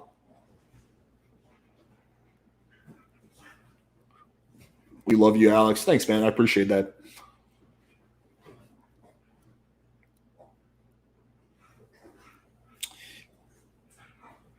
Wait, Fresh and Fit agreed to have you on? No. They never did. I'm just saying in theory. No, they will never have me on. Tate was stupid enough to go in a country where he didn't understand legal system and came to bite him in the ass. That is true. How much does Fresh and Fit pay each female guest, if at all? I really don't think they pay their female guests. I just don't think they need to. They have enough clout. Because me with significantly less clout, I don't have to pay girls. So why would they with more clout have to pay girls? So I really don't think that they have to pay anything. I remember a Tate telling a guy to beg for his donation to save a child kid with cancer. Google Andrew Tate if you ask tweet fucked up. Okay, let's actually look into this. Okay, so Google Andrew Tate if you ask tweet about donation. Okay, I'm gonna quickly look into this. Give me a second. I want to see this. Andrew Tate if you ask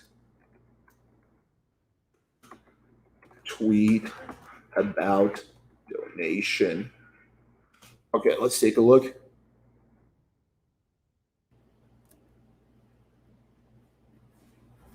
I don't really see.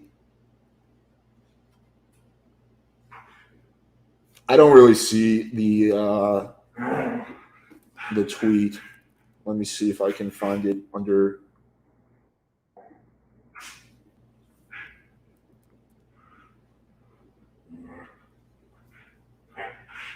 Okay, so this is okay. I think I'm fine. I'm starting to find it.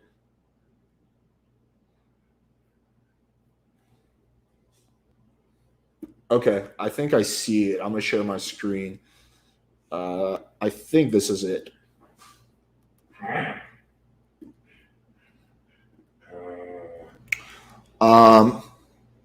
So here it is. We can't damn it. We can't see. I'm also hesitant to open up anything on Reddit. It's it really in small text.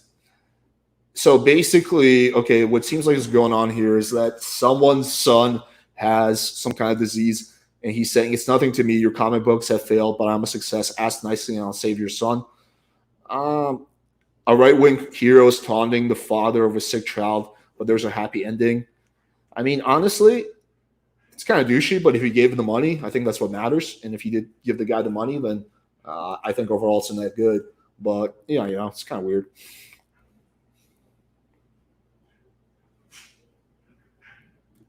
Alex, I spoke to some dude named George who claims he took down your Facebook group forum in 2006. There was advice.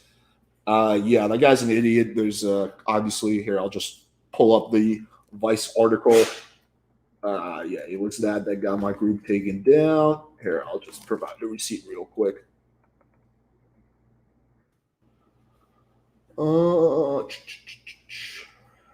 Alex Valenchik, Vice article.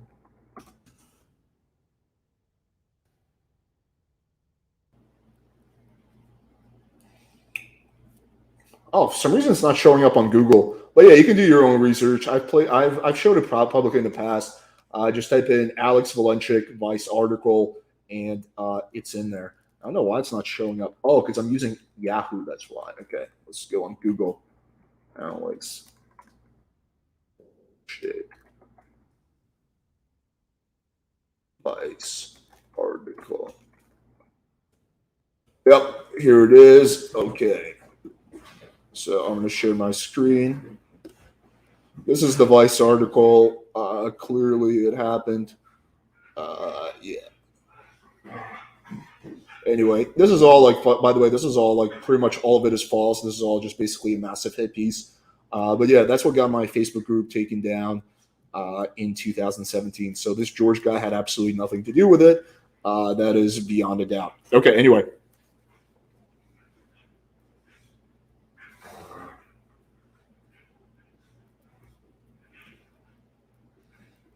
We noticed Rhaegar's been going a lot of dates lately, so that's his new bottom bitch. Nice, yeah. Rhaegar's trying to get her to do webcam. She's not submitting yet though. Alex, your big dog is trying to eat the little dog. No, they're just playing. In truth be told, it seems like the little dog is the one that harasses Rhaegar. Like, look at him; he's just trying to chill, and she always taunts him and shit.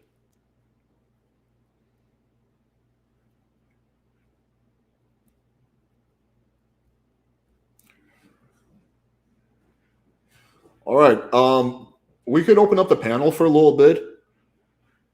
Let me know in the chat if you want to call it here. You guys want me to open up the panel for half an hour? I'll leave it up to you guys. Do people care too much about your personal life? Yes, they definitely do. But, to some extent, they are entitled to that because I'm a public figure in some ways. Not like a super popular public figure, but a public figure nevertheless. So, yeah, I don't fault people for being curious. But where I draw the line is when they go after either my friends or my girlfriend or family, anything like that. Yeah, I'm not a big fan of people doing that. But if you want to look into anything when it comes to me, I'm an open book. Again, I have nothing to hide. So I have no problem with people asking me personal questions. As you guys know, I've answered a bazillion personal questions on here. And there's really nothing I do that I'm embarrassed about people knowing. So, yeah. But if you don't think that Erudite controls the channel, you don't care about Tate? I don't know what Erudite has to do with this at all. Erudite's not here. This wasn't her idea. I want to do this video after I saw the videos that came out. She has no influence. She's not a business partner. I have her on maybe once a month or something like that. She's a collaborator, but yeah, we have no business arrangement or anything like that. So yeah, I don't know how that would be.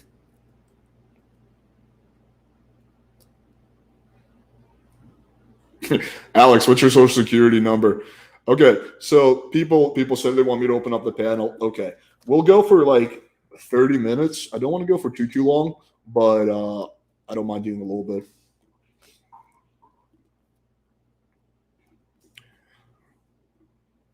Okay, drop the link. I'm going to take a piss. I'm going to be back in a minute. You guys have the link.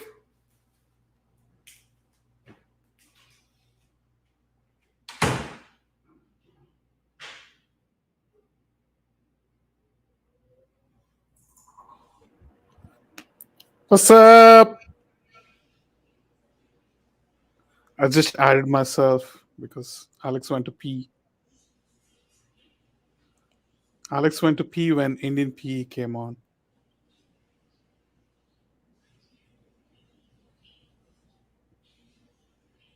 Yeah, after that, new evidence, it's kind of difficult for sure.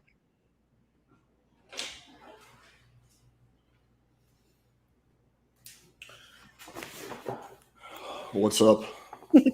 Chilling. So, what are your thoughts on the Tate thing?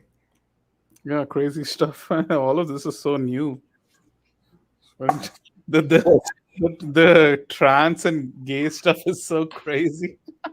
Yeah, I mean that part is like the least. That's just purely for lulz. Like Yeah, but like actually proof that they're gay or whatever. yeah, of course not. But but the way he's talking about it is insane.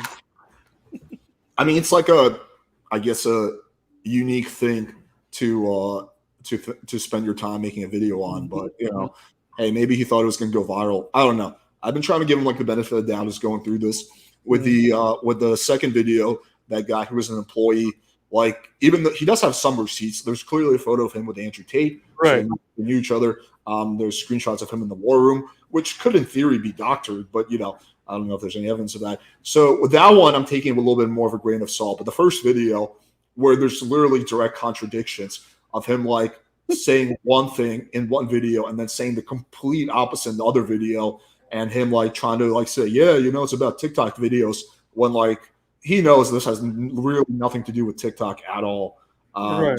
When I look at that, I'm like, okay, yeah, like that's true. That's very true.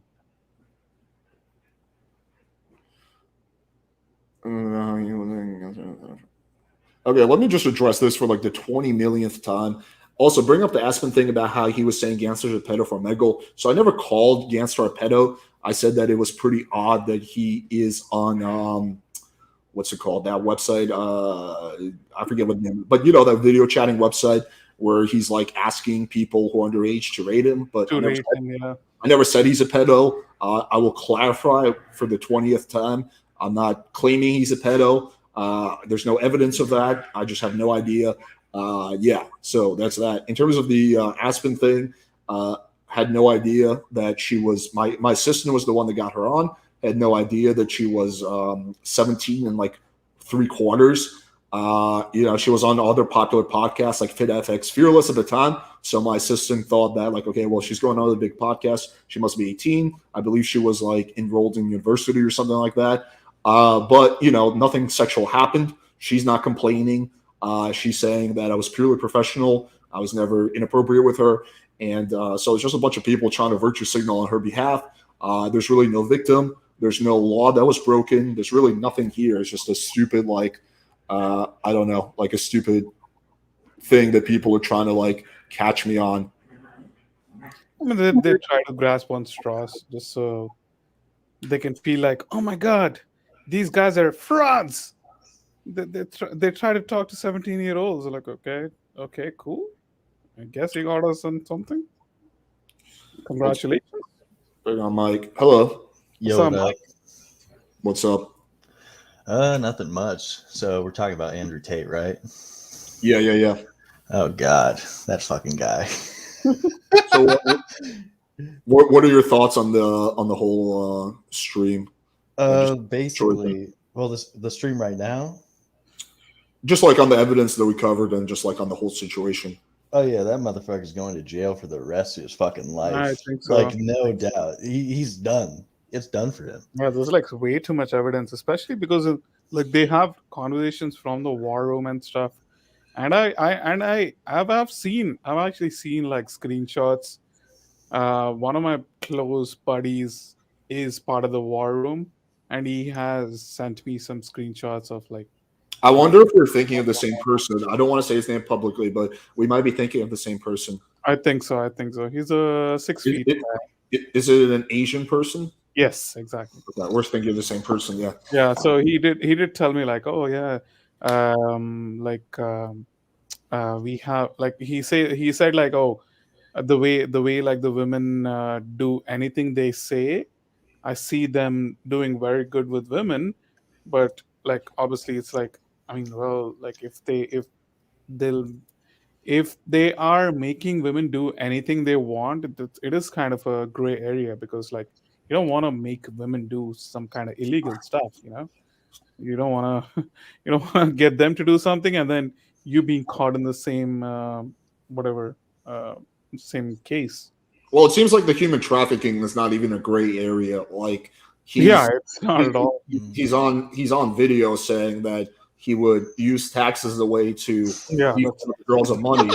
All you need is an element of fraud. So like it's like people. I think the confusion is people are thinking that human trafficking means it's got to be like violent. You know, you're keeping the girls in your basement. You gotta punch him in the fucking forehead. Yeah. That's what people are thinking. It's like, well, I don't think Andrew Tate kept anyone in the basement, right? But that's just a movie illusion. Like human trafficking, as you guys saw, doesn't need to. You don't have to be violent with a girl. You don't need to be like keeping her locked up in a basement. You don't need to be kidnapping her. All you need to do is meet one of those criteria, and one of those is defrauding. So when you combine sex work, right, and defrauding in Romanian law, you get human trafficking, right? That's just how the law is written. You could say that the law is unfair, but you can't say that he's not guilty of the law, like which according to like literally a video of him, unless he was like in that video just purely trolling, which doesn't seem like it was the case. Seems like he was giving direct instructional video. He can't keep defending with the like he cannot make a defense keep saying like, oh yeah, I was trolling, oh I was just exaggerating, oh I was like, no, that's not gonna happen, because when they like, it's like, okay, cool, what the fuck did you say which was right, and then they'll actually find many more controversies than like the legit stuff which he's been saying actually. Yeah, I think that's a good comment. People see movies where they get girls out of a crazy thing. That's exclusively what trafficking is. Yeah, and I think that's like the confusion for a lot of people, because they're like, well, I don't think that, you know, Andrew was like keeping girls in, like kidnapping girls. And it's like, yeah, 99% chance he wasn't, but that doesn't mean he's not guilty of the textbook legal definition of trafficking. Like trafficking can be 100% consensual, but trafficking has to be like very like harmful at the same time. Like a pimp and a whore. The whore could be 100% emotional damage is like also emotional leverage or emotional damage can also be considered as trafficking. Coercion, so coercion or defrauding. Like the coercion thing is a little bit harder to prove, especially if it's emotional. But the defrauding is like super easy to prove. It's like, okay, you said this was sex work. You said you were going to give the girls 50%. You gave them 30%. You defrauded them of, you know, that percentage. That's fraud involving sexual activity. You're in the human trafficking category. It's like kind of an open shot case, honestly, unless there's like something I'm like absolutely revolutionary that the Tate team hasn't released yet. But it would also, like, I would feel like if there was something that they had really that was in their favor, they would have just released it, because they've already released a lot of other stuff.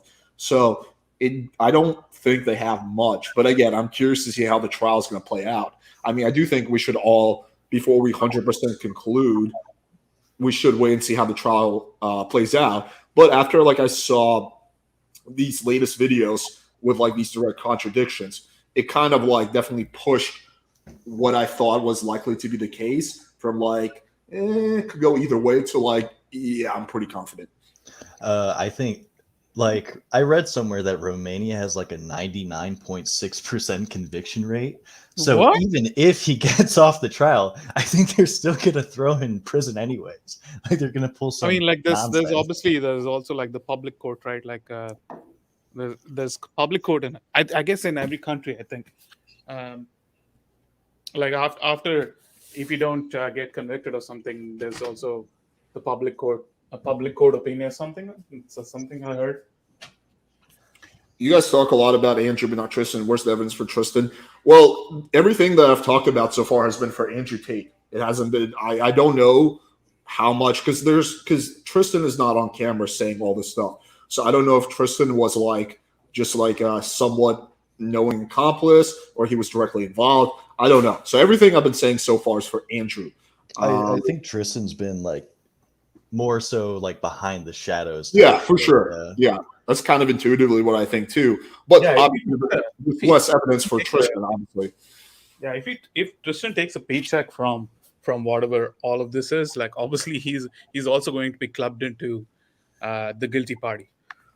How much you're willing to bet on Tate arrest? I'd bet any amount of money. I think I would bet fucking $1 million if I had it, and I would be making bank like crazy.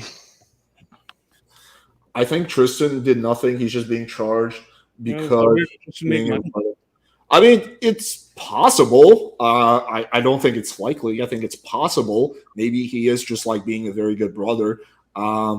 I don't know. I mean, again, everything I've said, everything this video has been about Andrew, not Tristan. Hasn't Andrew said like numerous times him and his brother are like fucking this, and so they always like share with each other and like are constantly with each other. So it's like it's pretty obvious. I hope they don't bang a girl together. No, they said I've asked Tristan. I actually asked Tristan directly about this. He said they keep girls separate. Oh, okay, cool. Yeah. Nice. Andrew Tate said in this interview he'd still get girls to his house to have sex. So what do you think he means? I think he just means like girls on Instagram DM him and he just like gets girls to come over. I don't actually think he means anything bad by that. I don't think it's like anything sketchy. I just think he's like talking about that like girls DM him and he just like says, yo, come over. Alex and Indian P, what do you think about Zerk admitting 8 late count after all the smack he's been yelling on podcast mics, being the new men's dating expert with 8? Yeah, what do you guys think about that? I don't know. I don't believe it's 8. I can tell he's good with women. Like I can tell he can get a lot of emotional reaction from women, and then he can just switch it all of a sudden, and then give them a shit ton of emotions, and they're so confused, they're so turned on. They're like, at some point they're gonna want to fuck. Like I don't think it's like it's a crazy. I think it's outrageous that it's only 8. Maybe he was just trolling. I don't know. I've never seen the clip, but I do not believe that it's just 8.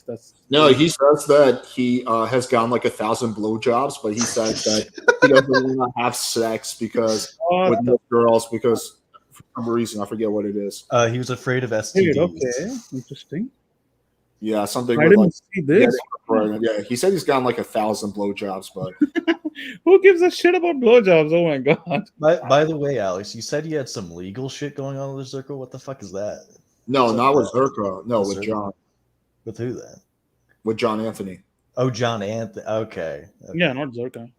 Yeah, no, me and Zerka have. Damn, that's crazy. He self-admitted on a podcast. That's crazy. 8 lay count.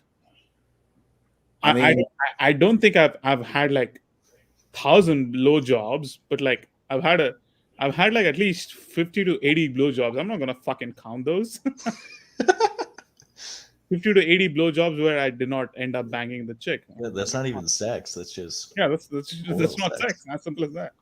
All right, let me address this for like the 20 billionth time. I'm sure I'll have to do another 100 times. This is Arctic Wolf. Of course, it's fucking Arctic Wolf. Yeah. Okay, Alex, notice how you're undressing. Okay, I've addressed that clip a mazillion times. I am joking with a girl who I thought was 18 at that time. No one knew that she was 17. Again, at this time, she said she was 18. Simple. At that time, everyone thought that she was over age, so I had no idea. But even if we grant that, I'm still not saying anything sexual. If you watch the clip, it's clearly jokes. I'm joking around. The girl herself, and I posted a screenshot proof of this, I said multiple times that Alex was never sexual with me. Alex was always professional with me. He was never anything inappropriate or sexual. So it's just like dudes virtue signaling on the girl's behalf. Like the girl herself says one dude that nothing sexual happened. But like you're just gonna like virtue signal on her behalf. But anyway, we can move People on. always like make a big deal about like that's having, true. That's having true. fucking Like, things with 17-year-olds. Like what? They're almost 18, so you just gotta wait a year, I guess. I mean, like he did not bang her. Nobody banged her. Like, okay, fine, sexualized, whatever. No, but that never happened. I never. Yeah, it never happened. But Yeah, but that never happened. Like that's the thing. Like first of all, you know what my type is. Yeah, exactly. Like Aspen, nice person, but she's like obviously not my type. Like I generally only flirt with girls who are very much my type. Like the fucking chick with the huge tits. Like those are the girls who I'll sometimes flirt with. Mm-hmm. But even like when I do flirt with the girls, it's typically not like super blatant. I'll just be like kind of having more fun with it. But like Aspen, like obviously not my type. Like doesn't meet the criteria of any of like the girls that I typically go for. And there's like nothing sexual. Like she herself says nothing sexual happened, but I guess these dudes know better. Alex, you speed dating with John Zerka? Yeah, I mean, if he comes on, I will do it. But you know, he's Dude, that would be a fucking not disaster. gonna- John will be like calling them whores the entire time. There's like two guys backstage. Guys, show your camera if you want to come on. Oh yeah, yes, Mohammed. We've had a lot of flashers recently. Like Mohammed and Stanley. Yeah. So we need you to turn on your camera at the very least backstage. You Only can you can turn it off when you go on the stream, but you need to make sure you guys are real people because we've just had too many issues recently. So just backstage. Good thing I'm not a flasher. That is good. Sorry, don't got camera, bro. Latest Adam 22's latest Instagram post. I'm really sorry, Mohammed. I want to believe you, and I'm sure you're probably like a legit person. I just can't take the risk with my channel. So I'm really sorry. I would love to bring you on, but if you don't have a camera, unfortunately, I can't do it. You can try logging on your phone and using your phone camera. Okay, Stanley, I see you. You're good. Can you show 2 fingers, Stanley? Is Stanley wearing a mask? Are you wearing a mask? He's wearing a COVID mask. I guess he's public, somewhere public. Stanley, just show like 2 fingers, so I know. 2 fingers, 2 fingers, Stanley. I'm not seeing any of this shit. I don't see the 2 fingers. Yeah, I need to see the 2 fingers. Just put it close to your face. Okay. You're good. Okay, yeah. If you want to turn your camera off, I'll. You can turn it off now, or you can keep it on. So it's up to you. Okay, cool. Adam. Okay. You're good. Okay, yeah. If you want to turn your camera off, he's lagging. You can turn it off now. Oh, so you're streaming at the same time. So close off the other window, Stanley. Okay. You're good. Okay. Stanley, just turn off the stream. Okay. Yeah, what's up? How's it going? Yeah, I mean, I think Andrew Tate kind of innocent. I think they trying to set him up to get indicted. Because, I mean, did y'all see when they had that girl who did that? I think she had like a WhatsApp message where she was going over the plot to try to set Tate up so they could get money out of it. Yeah, we addressed that earlier in the stream. I don't know if you caught that part. Basically, those screenshots were taken out of context. The full conversation was released and actually had nothing to do with money. It had to do with the girl putting on act because they thought that if they were like legit, they would not be allowed to leave the house. So you get to see like the conversations with the parents, and yeah, it's all when you look at it with the full context, with the full set of screenshots, it's a totally different picture. So there was no with that girl, there was no deception on her part. And also, what's it called? The Tates were constantly monitoring their text messages too, so they can't they be like, oh, I'm gonna escape or I'm gonna get out of here, because they're obviously watching, so they gotta subvert it a little bit, make sure they don't get caught. I mean, who do you think set them up in your opinion? Nah, because I mean, I think those girls might have had an agenda. They might have had a fallout with Tate, so they might not, because girls do that.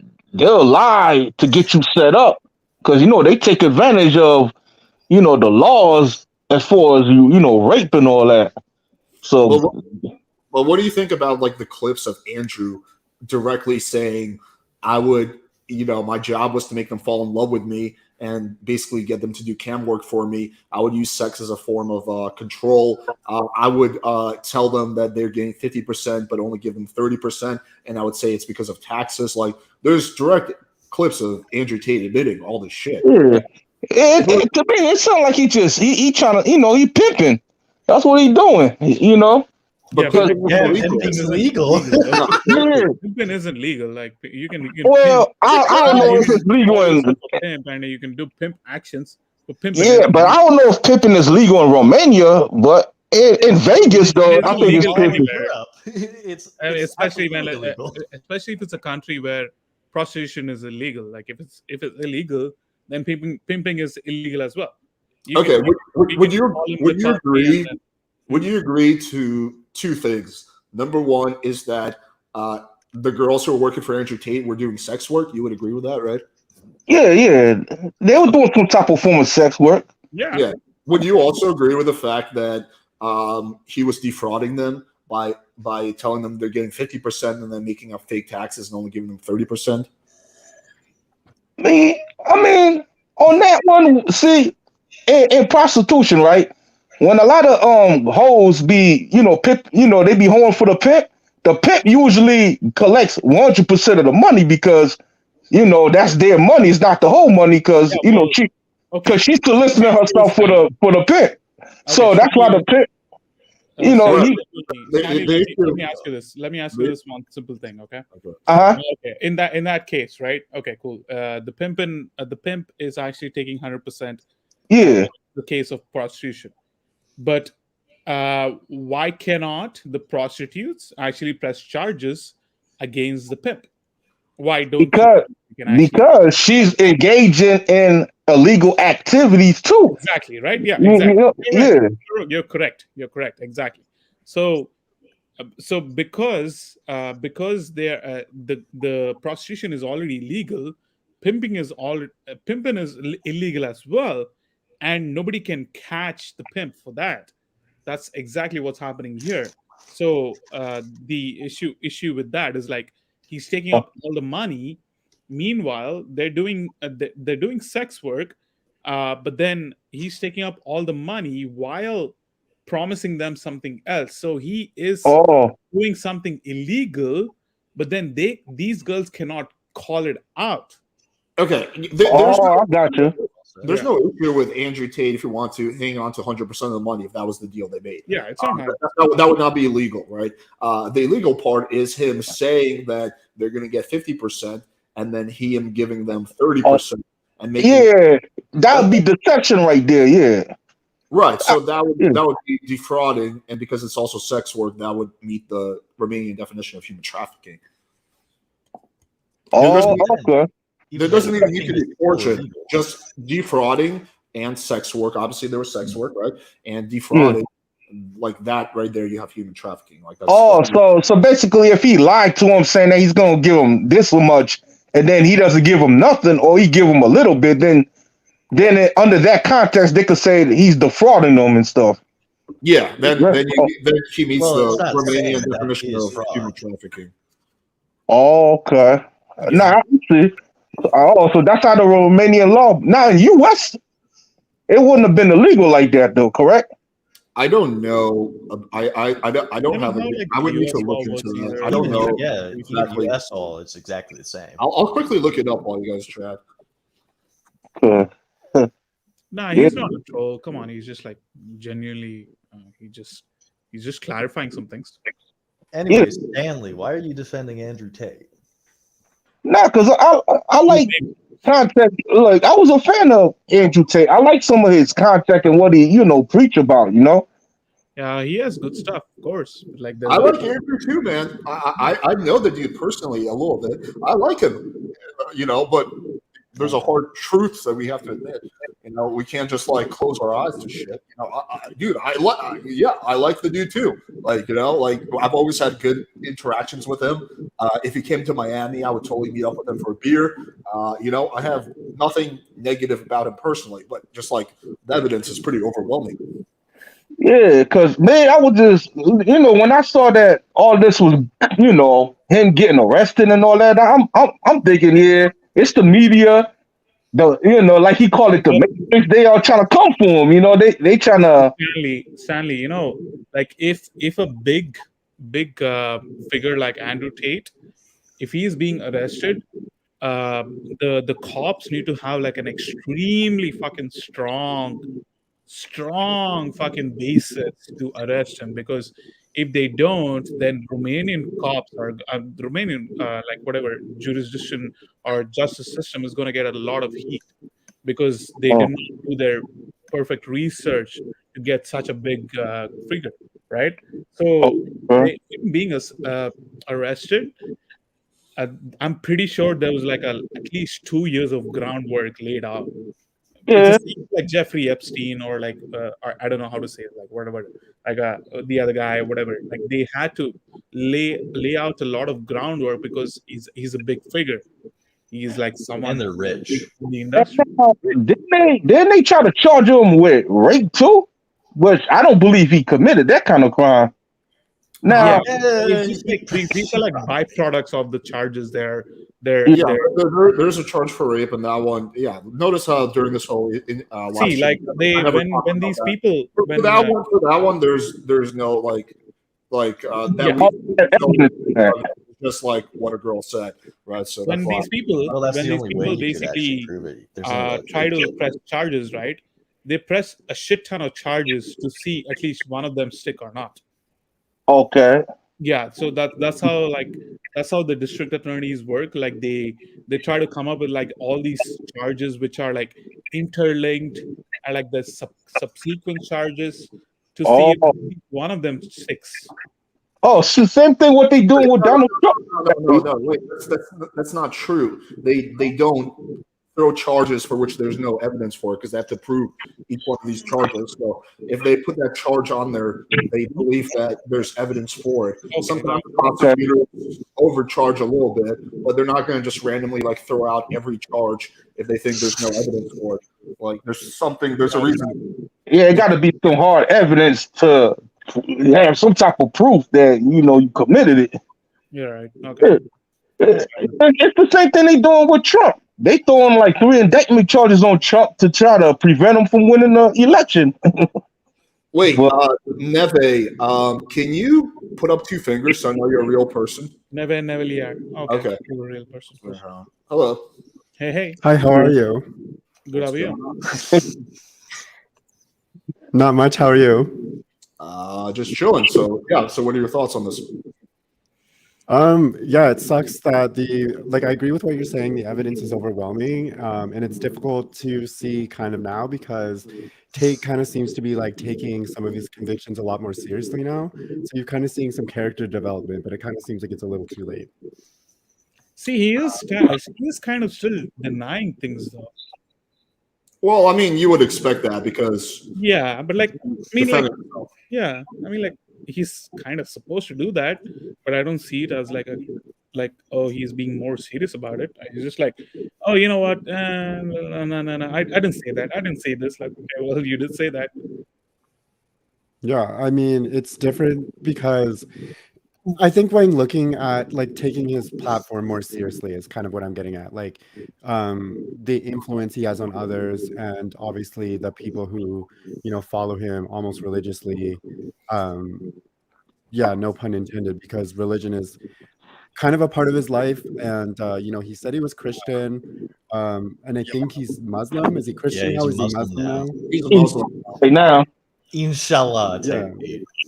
Yeah, so everything is haram now, and it seems like there has been a lot of salacious moments on stream that he's kind of strayed away from. I mean, he could turn his camera off completely, he never does, but it seems like he's trying to make a more it seems like he's trying to set a better example, but like I said, it's too late. Obviously he's kind of sink his own ship though. Can we actually talk about Tate converting to Islam? Tate converting to Islam and how it seems like so fucking out of place. Like, why the fuck do you do that? All right, I have like no evidence for this at all, but my gut feeling is that it's 100% BS. I have at least a bit of a background in Islam because I grew up in a city where there's a lot of Islam culture. So with Islam culture, you are what is it, like you're allowed to have multiple wives and multiple children with each wives, and these wives are like literally wearing burqa so that they are not getting any kind of attention from another man. Yeah, but what you're not allowed to do is have one of your wives do sex work or obviously not, but You're right about that. Like he'll just like, okay, he picked out specific things that suit his behavior, and then you know what, I'm Islam. I don't actually think it was that. I think it was a calculated move. Because I think it happened, or like I think it happened like after he was arrested, or like right around that time. I think he figured that I think it was a calculated move where he was like, "Hey, listen, like if I do this, I can get like 1 billion people on my side, right?" So I think it was a calculated move to draw up support for his situation for the Muslim base. Yeah, well, I mean, you notice there's been a lot of Muslims who've been standing up for him, right? On He Twitter. was in Dubai for a long time, right? Like he was in Dubai for a long time. Maybe, maybe that's why he wanted to convert to Islam. It's possible it's real. It just seems really weird how he was initially atheist. Then he became really Christian, and he used to talk about that a lot. He was like, "Hey, listen, I like Romania because it's the most Christian country in Europe. You know, I like the Christian aspect." He used to talk about Christianity all the time, and then like being out of nowhere, he's just like Muslim. Like, it just seems really weird to go from atheist to Muslim, sure, but from atheist to Christian to then just randomly Muslim. It's like, how does that fucking happen? Like, that just seems really kind of like ego. In real life, that almost never happens. Like that. Yeah, he always says, "I'm God's favorite child." He always says that. Yeah, a lot of people dip and dabble in different religions. Yeah, I met a couple of people that does that. Like, I had a friend, he was like a Jehovah's Witness one day, and then he became a Muslim. What? And then he left Islam and became a Jehovah's Witness again. So it's possible. It's possible. Yeah, I see people they switch, different faiths because I guess they decide for they're in a part of their lives that they feel one faith suits their needs better. But the other thing, I'll just leave it at that. The other thing that is definitely a point against him is the fact that he he encourages webcam work for girls. Like, that's pretty anti-Islam. Like, I severely doubt your friend was like in the webcam business. So I don't know. Anyway, I don't really want to speculate too much on his religion. Like, maybe it's legit, maybe it's not. At the end of the day, it doesn't even matter at all. Like, if do we know how long he was Christian? Years, at least years. Well, I think it does matter, Alex, because he's like drumming up support from all these fucking crazy people, these religious fanatics, and he's basically tricking everyone into thinking that he's this holier than thou character, fucking Christ Messiah guy, and in reality, he's just a fucking asshole. Yeah, but I think it pales in comparison to like the actual charges. Like if I found out that he pretended to be Muslim to get more support, yeah, I would think less of him. But it's pales in comparison to how much I would think less of him if it turns out that he was actually trafficking girls and whatnot. So I just think in the scope of things, it's kind of on the smaller side. But yeah, it's something. Yeah. I ask you, what you think about Fresh and Fit in them? Ain't one of them Muslim too? Myron, but he was born Muslim. He comes from that part of the world. Muslim. He never converted. He's from Sudan. And okay. Whereas Asian Tate, he converted to Islam. No, she never did. He was always Muslim. I know that for a fact. Joey, can you put up 2 fingers so I know you're real? Okay. Okay, I see you. Damn, yo! Oh shit! I'm sorry about that, Joey. I didn't know you weren't ready. My bad. That's okay. All right. I'm not feeding back or anything, am I? No, you're good right now. Okay. Well, I guess I could start off by saying because I guess this one guy was like, "Well, that's just pimping." If you watch Bruce Rivers at all, he explains it what was it they changed pimping to human trafficking. So it doesn't, pimping is human trafficking. It's just No. Not it wasn't before. It's just in this modern era, they tried to conflate the two like it's human trafficking, but before they didn't consider pimping. About 2010, they changed pimping to human trafficking, and they've been trying to standardize this across, Western nations, the ones that are cooperating with international court and all that other stuff. So they're trying to make one standard for it's not in Romania, this is human trafficking. Then in France, this is human trafficking. They kind of set a basic standard for that. Just to be clear, pimping is illegal or under U.S. law. Pimping is not allowed. And I would say that like when he mentioned that the girl wouldn't want to. You got to remember that for one, he groomed some of these girls. Like he's not looking for the brightest girls in the world, so he's looking for girls who are attractive. He's not looking for like like Gloria Steinem type who knows what they're talking about. And, they're self-aware. He's looking for vulnerable people. That's what they put it this way. It's the old thing where remember the pimp used to wait at the friggin' bus stop and look for the kid who ran away from home, and he was like, "Oh, I'll give you a place to stay here," and he'll treat her good, and he'll give her food and and money and all that stuff. And then she's like, "Oh wow, this guy's great.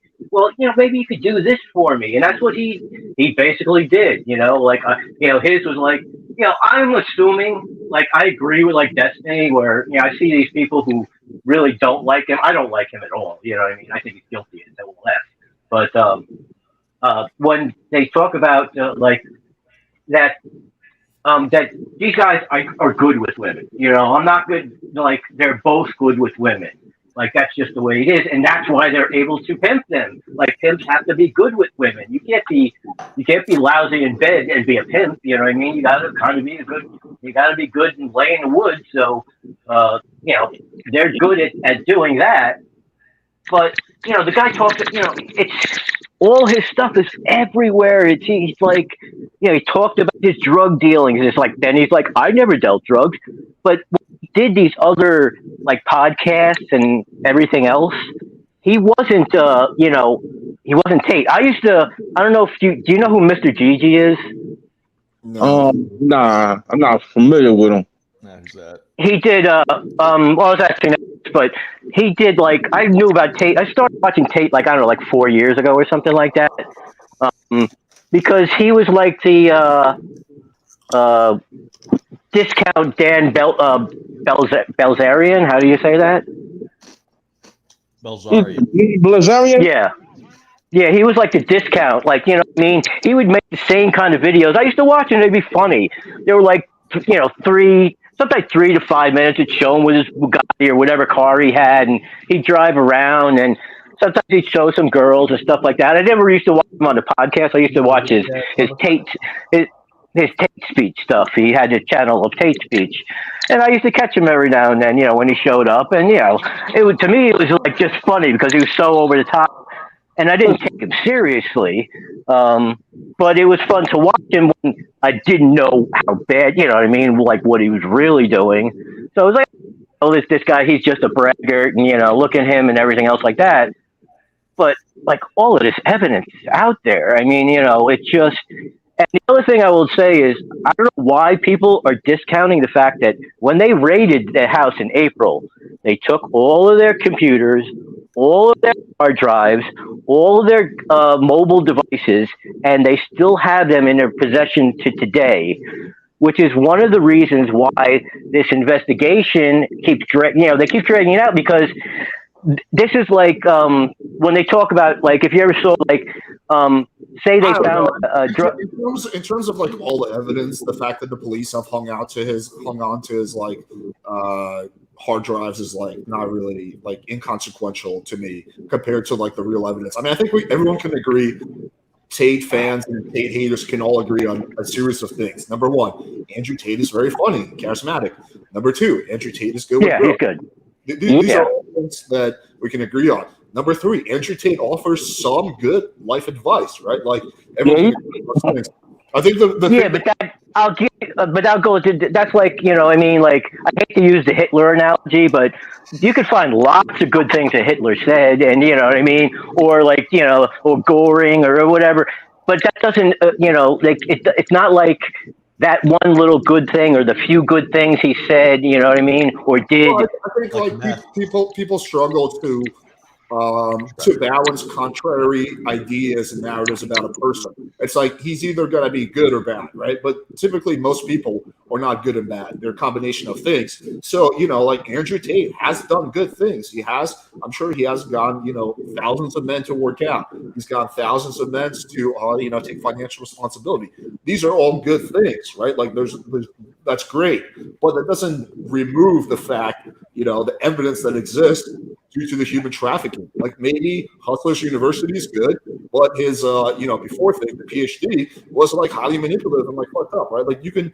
Like someone can be both good and bad in different elements of their life, and you can acknowledge the good while at the same time condemn the bad. Like it doesn't have to be one or nothing. I think people really, really struggle with that, like to have like conflicting ideas about a content creator in their head. Okay, I just wanted to follow up on the evidence, the thing I was talking about, because I wanted to give like an example of like in either, because I grew up outside of New York City. So it'd be like they got like the low guy on a totem pole. They don't just bust him right away. They're like, hey, look, why don't you cooperate with us?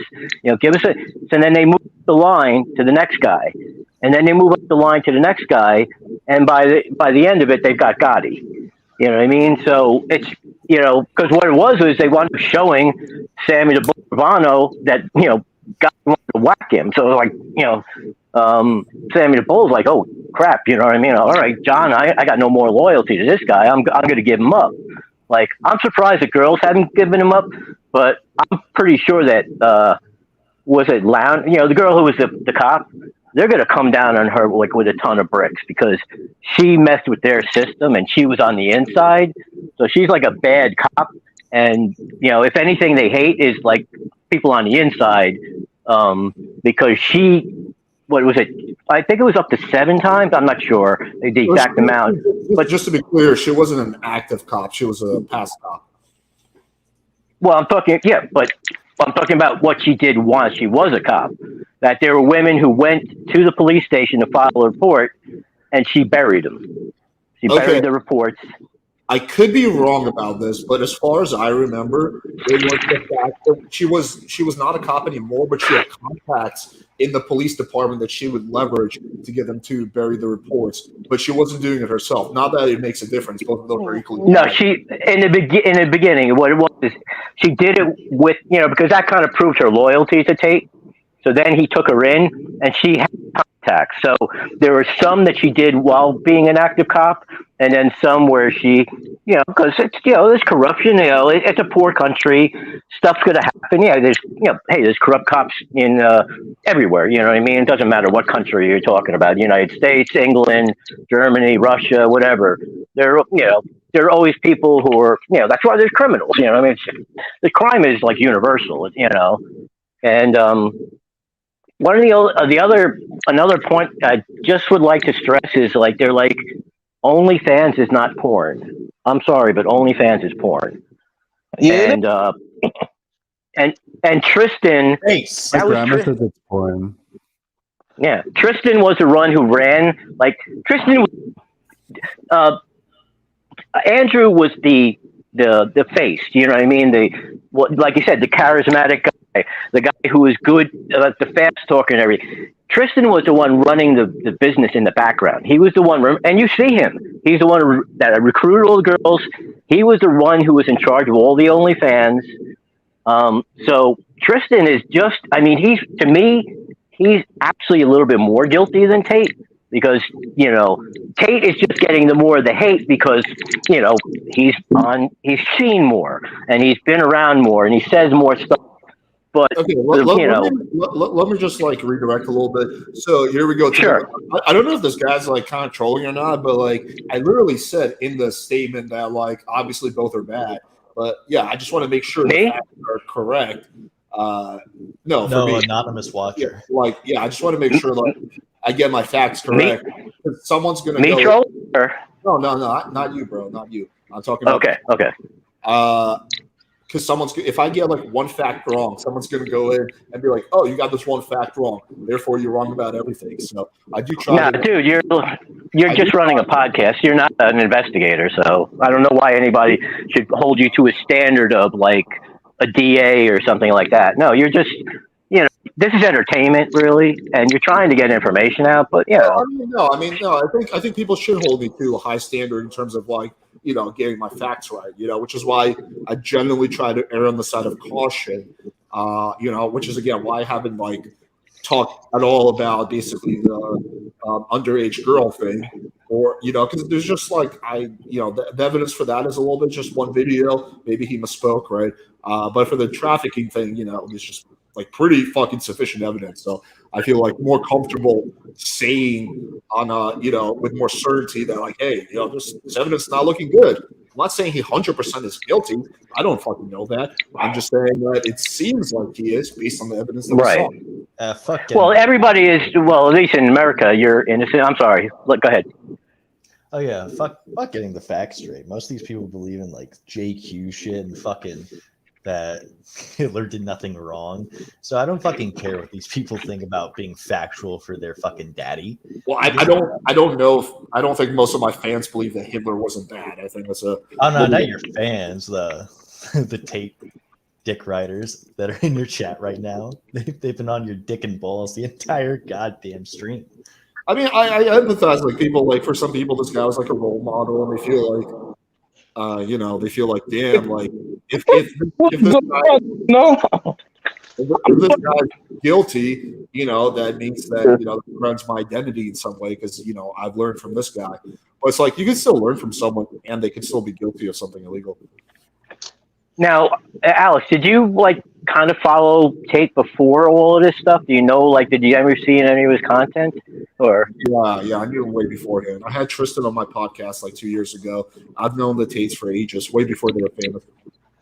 Well, he never used to be big on the. He mentioned the Matrix, but not like he does, And he really came out strong with the Matrix after the April raid because he knew what they had. So now he had to build. Now he started preparing his defense before he knew he was going to get arrested. He knew he was probably going to get charged. So let me get this out that I'm it's the Matrix. Now I want to remember what he's talking about. He's saying how the Matrix is this all powerful thing. That's what he's saying, right? Yeah, they okay. When he says the Matrix and stuff, right? Like when he made up not made up, but he thinks the Matrix is trying to get him. Yeah, they coming after him. He's saying that to create that pressure from the legal coin, whatever, right? So it's I'm trying to address the Matrix directly. If the Matrix is so powerful, you mean they couldn't have dropped his plane in the middle of the Atlantic? Oh, gee, what happened to Andrew Tate's airplane? They can't get a mechanic to screw up his jet on the air. This is like the Matrix. You know what I mean? They can't get put a CIA operative or whoever they're blaming to go and couldn't cut the brakes on his airplane. Yeah, put a small bomb in it, and it's in the middle of the Atlantic. Who's going to rescue him? It's a private jet. Oh, Drew and Tristan, they disappeared. We don't know what happened. Why do they have to make this whole public world spectacle where now all the eyes are? Why do they want to explain? Remember, the Matrix wants to do everything in the background and in silence. They don't want. Joey. I agree with your point, but let's just give the other people a chance to give their input. Okay, sorry. I'm saying that if they bomb the plane where Tate is on, it's not only going to be him; it's going to be him and other people that's on the plane. So they can't, it won't be a good strategy because they'll be, they'll be liable for other people's deaths too. But I feel like the Matrix. Yeah, I feel like the Matrix try to come for Tate because of what he preached. He try to uplift men, and the society is usually influenced by feminism, and they don't want. It's like they don't want men to, get game. So he's also pro trans rights, so they're trying to get him for that too. I bet. Oh, I didn't know that. Well, we did watch a video of him saying he would fuck a trans woman.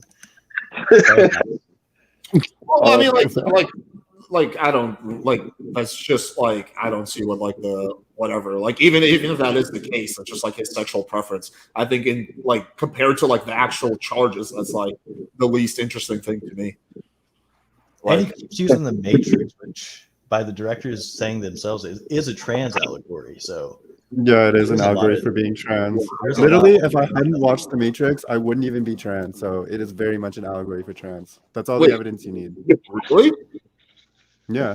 Literally, I watched. Got him. I watched the movie. I loved it so much. I was like, you know what? Fuck the red pill, the blue pill. I'm taking them both. Here we are. Wait, I can't tell if you're trolling or being serious. The Matrix caused you to be trans? Oh, I'm yeah. trolling. I'm trolling. Yeah. Damn it. That's what I figured. Yeah. That would be. But I am trans. I am trans. I'm not trolling about that. Well, I believe you on that. Yeah, just And- I feel and like you're a movie taking- causing someone to change their gender is pretty nuts. Yeah. No. But you don't think to try to put Tate in jail so they could shut him up and silence him? Yeah, no, I don't buy that for a second. He's not saying anything that a million other people are not saying. I don't think anyone really cares about his message enough to try to like go out of the way to lock him up. I think this is like actually because of the charges that are laid out, because he constantly self-snitched on himself, and because he would also kind of like rub it in the face of the law. He would say things like, Romania is so corrupt, if I ever get an issue, I can buy my way out. I think saying that kind of stuff over and over again when you're very popular will piss off the government of the country you're in, and they will look into you. And if there's shit there that isn't good, like, you know, like all these other shit, then you can't charge it. So I think he just like really just like was just way too arrogant and cocky and self-snitched on himself, basically. Yeah. And I also, Greta. he had no Yeah, that's not good. Yeah. He also had no understanding of the Romanian legal system. I bet, like, does he ever, like, speak about it? They don't have what's it called? Instead of having a jury of your peers, they have a fucking council of basically judges. Yeah, it's the judge. It's the judge that gets to decide. Yeah. I believe it's just one judge. No, it's a three. I think it's a three judge panel. The same as with the appeals and everything else. Oh, okay, maybe it's three. But the point is, yes, there's no jury. It's just like three judges. So do you think he was like relying on a jury? Like if he ever got caught, he was like relying on a jury, but then he realized, oh wait, they don't do a jury system here. I think he was just like talking out of his ass, and he just thought that like because Romania is poor, that meant that like he would have greater legal protection because in a poor country you're more likely to bribe your way out of shit. But I don't think he actually did like any real research on like Romanian bribery and like legal system in terms of whether it's I think he just like kind of like just came up with that on his own. I don't think it was based on like actually any real research. It's just like The- ignorance. The only reason, go ahead. I'm sorry. Oh no, go ahead, Joey. The only reason they actually got, jacked up was because Tristan did it to an American chick. If he had gone after any kind of Slovakian, Moldavian, Ukrainian, Russian chick, nothing. But he got an American chick, and her parents got in touch with the embassy. Now, like this, and right now, because of the war in Ukraine, there's like 1 million Americans in that country. So he kind of picked a bad time to bring an American girl there, and like I said, because she's an American girl, that's why they raided the place. If it was a Lithuanian, Polish, probably wouldn't have done anything. But now it's an American girl. Yeah, but Joe, I think it would have happened irregardless. Maybe just later if it wasn't like I don't think it was that girl that like I'm sure it played a role, but I think like it more had to do with him like constantly taunting like the Romanian justice system. Like constantly he was saying things like, "Oh yeah, Romania is the most corrupt country. If I ever get into trouble, I can just bomb my way out." And he's like one of the most popular people on the planet. He's just saying that over and over again. The Romanian government doesn't want to hear that. Like, that's the last thing they want to hear. So they're like, "Oh yeah, well, you think we're corrupt? Well, we'll fucking show you. What's it like to be in the Romanian prison system." They're like being a little bit petty with it.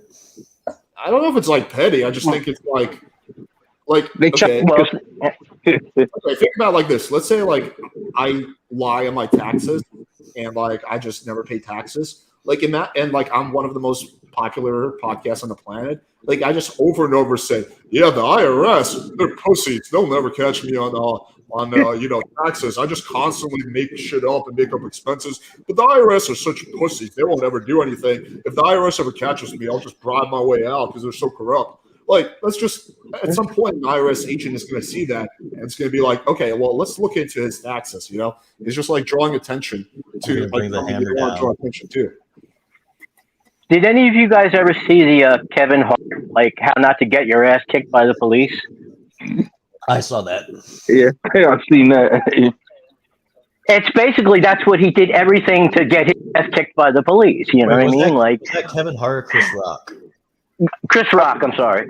Yeah, Chris Rock. I'm sorry. Yeah, I mean, I think at the end of the day, it's also like important not to get like too cocky, like when things are going your way, especially when you got like skeletons in the closet.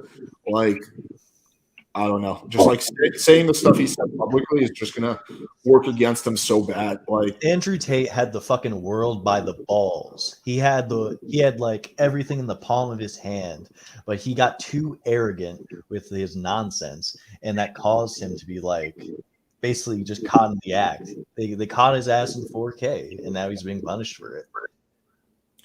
Yeah, I mean, there's like direct video evidence of him admitting like literally all the stuff he's accused of. That's the issue for him.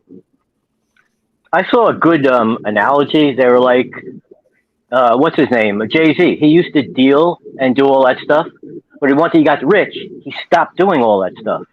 Tate never stopped. Did he? I thought for the last few years he was mostly relying on Hustlers University, not the pimp. Or when did he switch over from like the PhD course to the Hustlers course? I think it was the same thing. They just changed the name, honestly. No, they're very different. The pimp course was about like fucking the webcam shit. The Hustlers has nothing to do with the webcam shit. Which one was the Discord? The Discord was actually the War Room, which is something separate. Oh, how much shit is he doing? Well, he a few things, but yeah, there was definitely a transition from the PhD whatever pimping shit was just straight up like like fucking getting girls to do webcam shit for you with very questionable legal methods, and Hustlers University, which is about like drop shipping and marketing.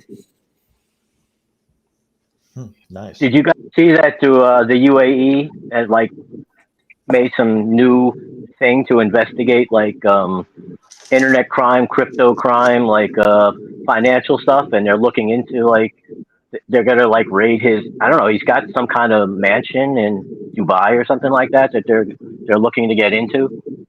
Now I don't think he'd be able to go to Dubai because they would have to get jurisdiction from the government. No, not Tate. The people in Dubai. You know what I mean? And that's that's like a dictatorship over. It's not really democracy or anything like that. They do whatever the hell they want. Okay. Yeah. Anyway, guys, I do want to wrap up soon because we're going on like 2 hours and 20 minutes. Let's see what the poll is. So 59% of people think that Tate is guilty. 40% think he's innocent. Okay, interesting. I mean, I guess we'll have to see how it plays out. I don't really know what else to add. I feel like it's pretty. There's really not much more I can add unless I have like some screenshot of Andrew telling me directly, like, "Hey, Alex, help me find a girl that I can traffic." But aside from that, I feel like I don't know if there's more. Unless I'll probably cover once the trial happens. But aside from that, I don't think I'm going to be covering this too much. I think Alex, answer the poll question. Yeah, obviously, I think he's guilty. Like I've made that clear throughout the video. But yeah, I don't know. It's an interesting case. We'll see how it plays out. Just curious, like if he's convicted, say this is only hypothetical. If he gets convicted, how much time do you think he's going to get? I think he's going to jail for a very long time. I think minimum he's looking at like 5 to 10 years. Ooh. Yeah, I'm thinking of 20 myself, but they don't play with they don't play with that. Yeah, I thought in Romania he might look at 15 or 17 years if he get convicted. Right. That's what I think it's going to be. I'm just saying at minimum, it'll be like 5 years. But I think it's obviously going to be more than that. It's not going to be like Could be Also, 50, 20 years. I don't know. Wow. Hey, Alex, did you ever Well, talk thank about, thank like, you for having me, Alex. Yeah, for sure. Pleasure. What was the question? Bye, Joey. Did you ever talk about like how he like worked with the mafia to like formulate casinos in like Romania, or is that not that important for this case? I don't know enough about that to like make a clear opinion. Okay, because I remember like he said multiple times that he worked with like the Romanian mafia in order to like gain money from gambling and all that shit, or maybe it's just like not like proven type. I don't know. I mean, I don't really think it has much to do with the current accusation, but yeah, I mean, I don't know. Like, I just don't know enough about that to like make any kind of definitive statement or opinion on. Yeah. But yeah. All right, guys. Fun discussion. Hopefully, you guys enjoyed this. We had a pretty good turnout at 2 a.m., which is good. So we'll be back. I got a really juicy debate for you guys next Monday. We got Destiny, Andrew from the Crucible, Grace Thor. We're gonna have a pretty fucking epic debate on Monday. Next week, Don't around those speed guys dating. hate each other? What? Don't those guys hate each other? Well, that's what's going to make it fun. On Oh, Thursday, shit. we got Ashley versus Andrew from the Crucible debate. That's going to be next Thursday. So we got a lot of interesting stuff. So stay tuned, guys. Okay. All right, appreciate y'all. Have a good night, guys. Take it easy. Thanks for having me, Alex. Yeah, All for right. sure. Bye.